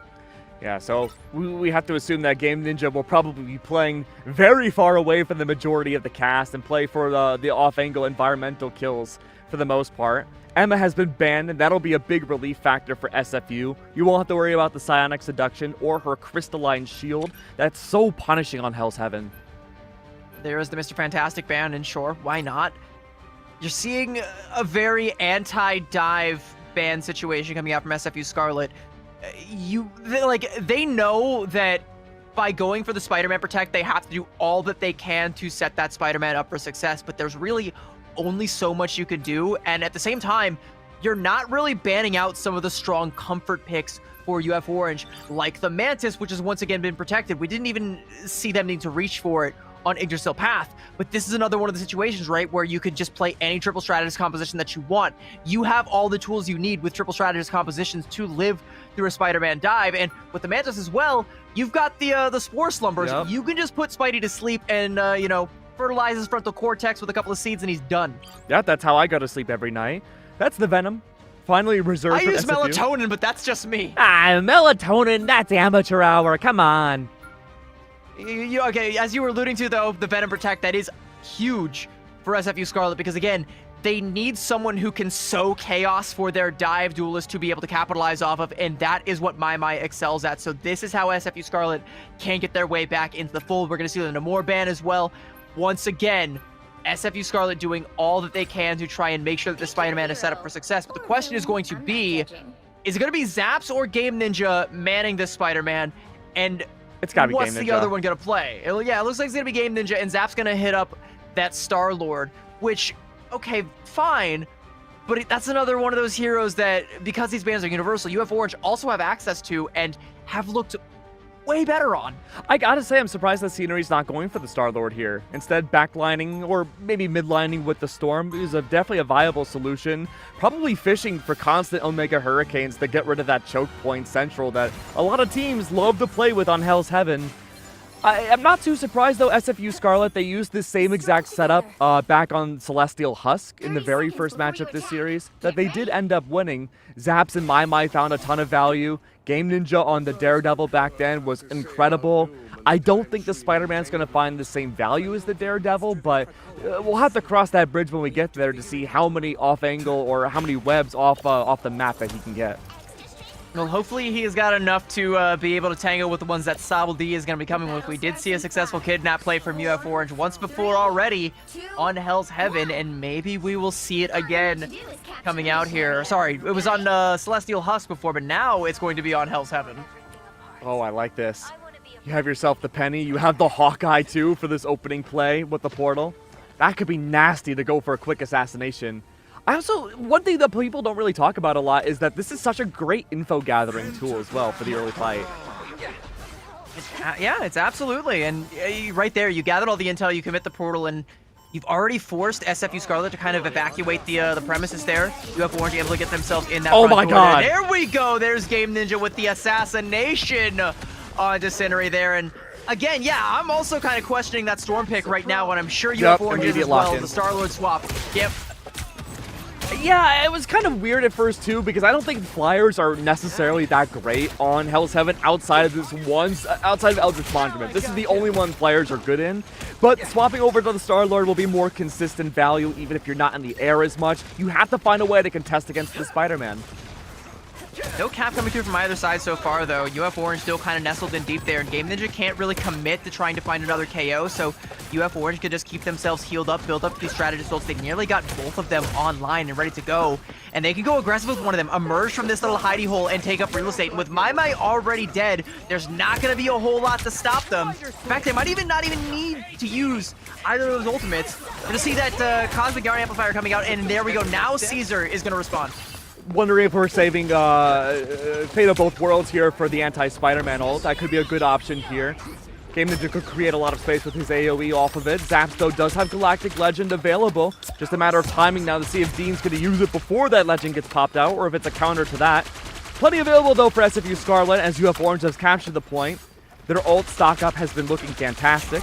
And although Caesar does not have anywhere near close to Invisible Boundary, by the time all these ults are used, it should be enough cycling to allow consistent strategist ults from one or the other. The thing about strategist ults, though, is that they need to be forced out of UF Orange. SFU Charlotte need to try and find a way to force one out. You're going to have that Meteor Ram, not even forcing out a strategist ultimate to shut down the Galactic Legend. Zap's going to get rezzed up there. 2 ultimates used for SFU Orange, or sorry, for UF Orange. SFU Scarlet already actually coming out at least a little bit ahead in that exchange, despite going down early there. How am I going to fall, though, as well? Not a great start now. SFU Scarlet, they've lost it. Yeah, great stall. Shinichi's in such an interesting spot, though. I like this use of a cover, avoiding the Galactic Legend. Of course, Game Ninja was not able to do that. Fighting for the choke point again. Where do you go? There is a Resurrect Beacon not too far away. Could be the fact that Zaps is fishing for this ult. May want to try to fight for the team and play for the Resurrect. We saw Saniri unfortunately fall for that too. I'm sorry, no, it was Zaps who fell for it. He went for the Galactic Legend, died immediately to the hands of Shinichi, had to get resurrected and start from square one.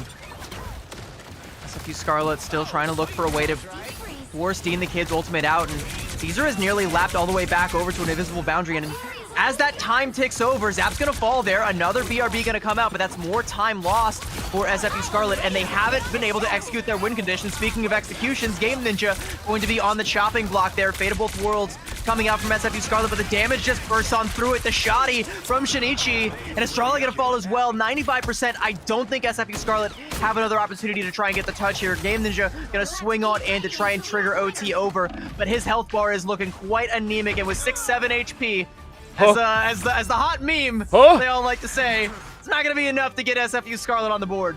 Yeah, the Spider-Man was a failed venture, unfortunately. It was a great counter to the Storm, but after the Storm had swapped to the Star-Lord, you would think the Spider-Man would go for anything else? I like the idea of the stall. Again, you're playing for displacement, but at this point, UF Orange are familiar with this game of how SFU like to play those melees, and it just did not find the same value anymore once you know how the trick is made.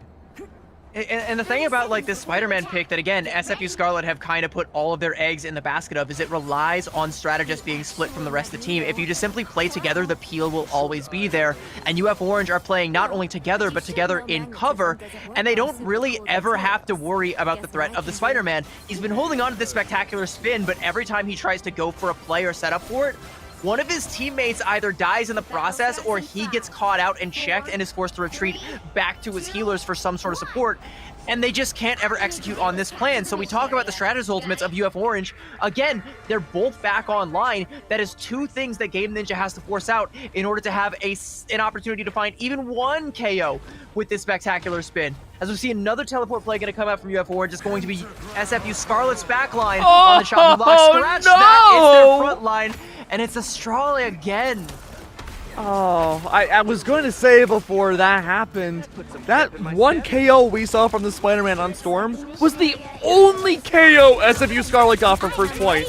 Spectacular spin is out. Dean the Kid, after 8,500 years of holding on the Fate of Both Worlds, finally uses the counter the ult. And again, Caesar can just hold on to that invisible boundary, so it's another thing that SFU Scarlet have to try and whittle through, and they don't have the tools to do so. Sure, Zaps can pop this Galactic Legend, but UF Orange can live it. We're seeing a bit of a back cap coming out here from SFU Scarlet. UF Orange have to try and peel back and give some space to try and stop that from coming through. It is Zaps that's going to be checked. But now we're playing on the point here, and SFU Scarlet can at least get through the choke.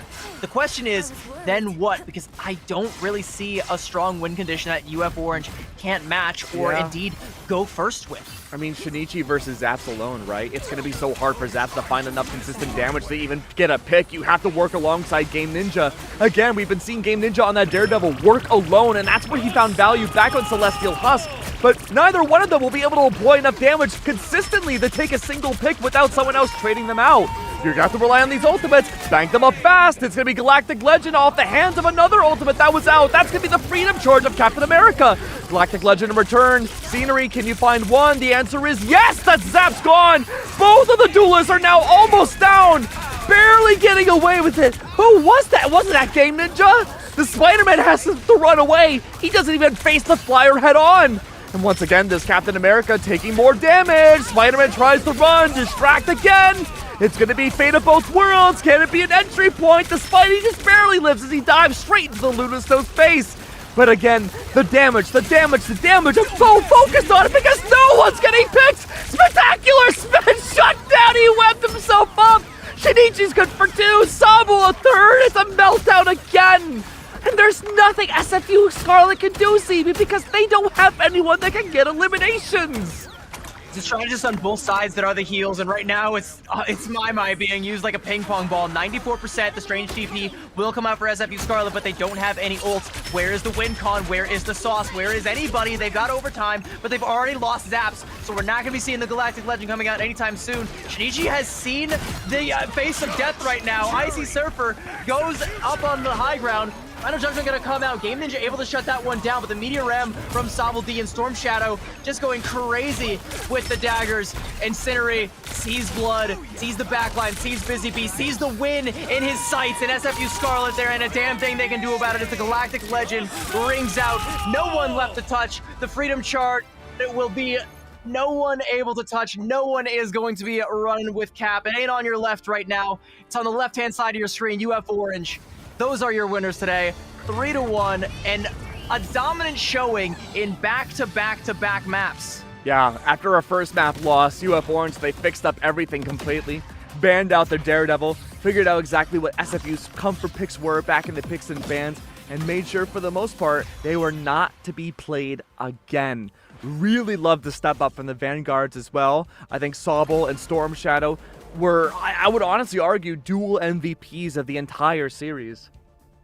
I would like to give a shout out again to the strategists on both sides though, because there was that like one instance there where Mai was on like a hair of HP and a Cosmic Yarn Amplifier does save his life. That's enough to at the very least keep SFU Scarlet in that fight, but the fight goes so long that it ends up taking over into OT. The Spectacular Spin comes out, but Dean the Kid did so much work that he builds back up to the Fate of Both Worlds, and again, the strategists come up clutch when they need it. And I gotta say, like, without this Daredevil, SFU Scarlet don't really have the tools to deal with strong strategist play. They don't really have the tools to deal with strong Vanguard play, and indeed, they don't have the tools to deal with Cinery either. I kind of feel like this win for UF Orange was a very hard loss for SFU Scarlet, because now they've kind of been exposed. They are now a beatable and readable team. Absolutely. Look, you can't be a team that relies on a single hero. You get banned out, what are you going to do from there? I think there were a lot of great ideas individually, but again, we've been seeing this a lot in NECC. The difference maker is that there are some teams that can perform well individually and be a team at the same exact time, and there are some teams that operate as a team, sure, but on an individual level, they just cannot find the impact that's needed to gain an advantage in the fight. And you know, SFU Scarlet were able to get this far by just being able to skill check all the other teams in this tournament. You know, even in Division 1, there are a lot of teams that can go up against a team like this, even try and go for a Daredevil ban out. But because they're just a better team, they're still able to get the better of it. But the competition is getting more and more stiff as we move over into playoffs. And even though it's just the first round, they all go up against a game UF Orange, and it only takes them one map to, like we said, completely download SFU Scarlet. They have got them on their hard drive. They've passed it out to everybody now. You know, on thumb drives all over campus. Everybody is now getting the details on how SFU Scarlet plays. And if you want to beat them in the ban phase, here's how you do it. You start by taking out the Daredevil and don't ask any more questions after that. I try not to ever ask questions, which is why you should not be wondering why I'm going to Wenzel's farm for the next 2 weeks. It's not like I live there and they don't know about it. But if you go there for the next 2 weeks, you're going to miss Rocket League and Rainbow Six tomorrow. What? Rocket League and Rainbow Six? Well, surely they have internet at Wenzel's farm, right?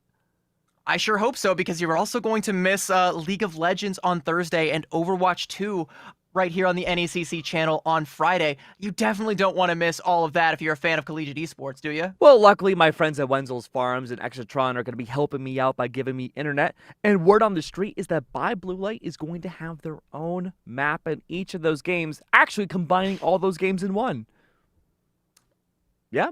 You would need Buy Blue Light glasses to be able to see that coming, because I certainly didn't. Exactly. That's why Buy Blue Light glasses are some of the best glasses around. My feeble old man eyes can barely see what's going on sometimes, especially on the road. But luckily, though, Buy Blue Light will make sure that I drive in the right side of the highway, not the wrong side. So be like Buy Blue Light, always drive safe, always get the best glasses around, and we will see you all very, very soon. Don't go anywhere. More awesome NECC happening tomorrow.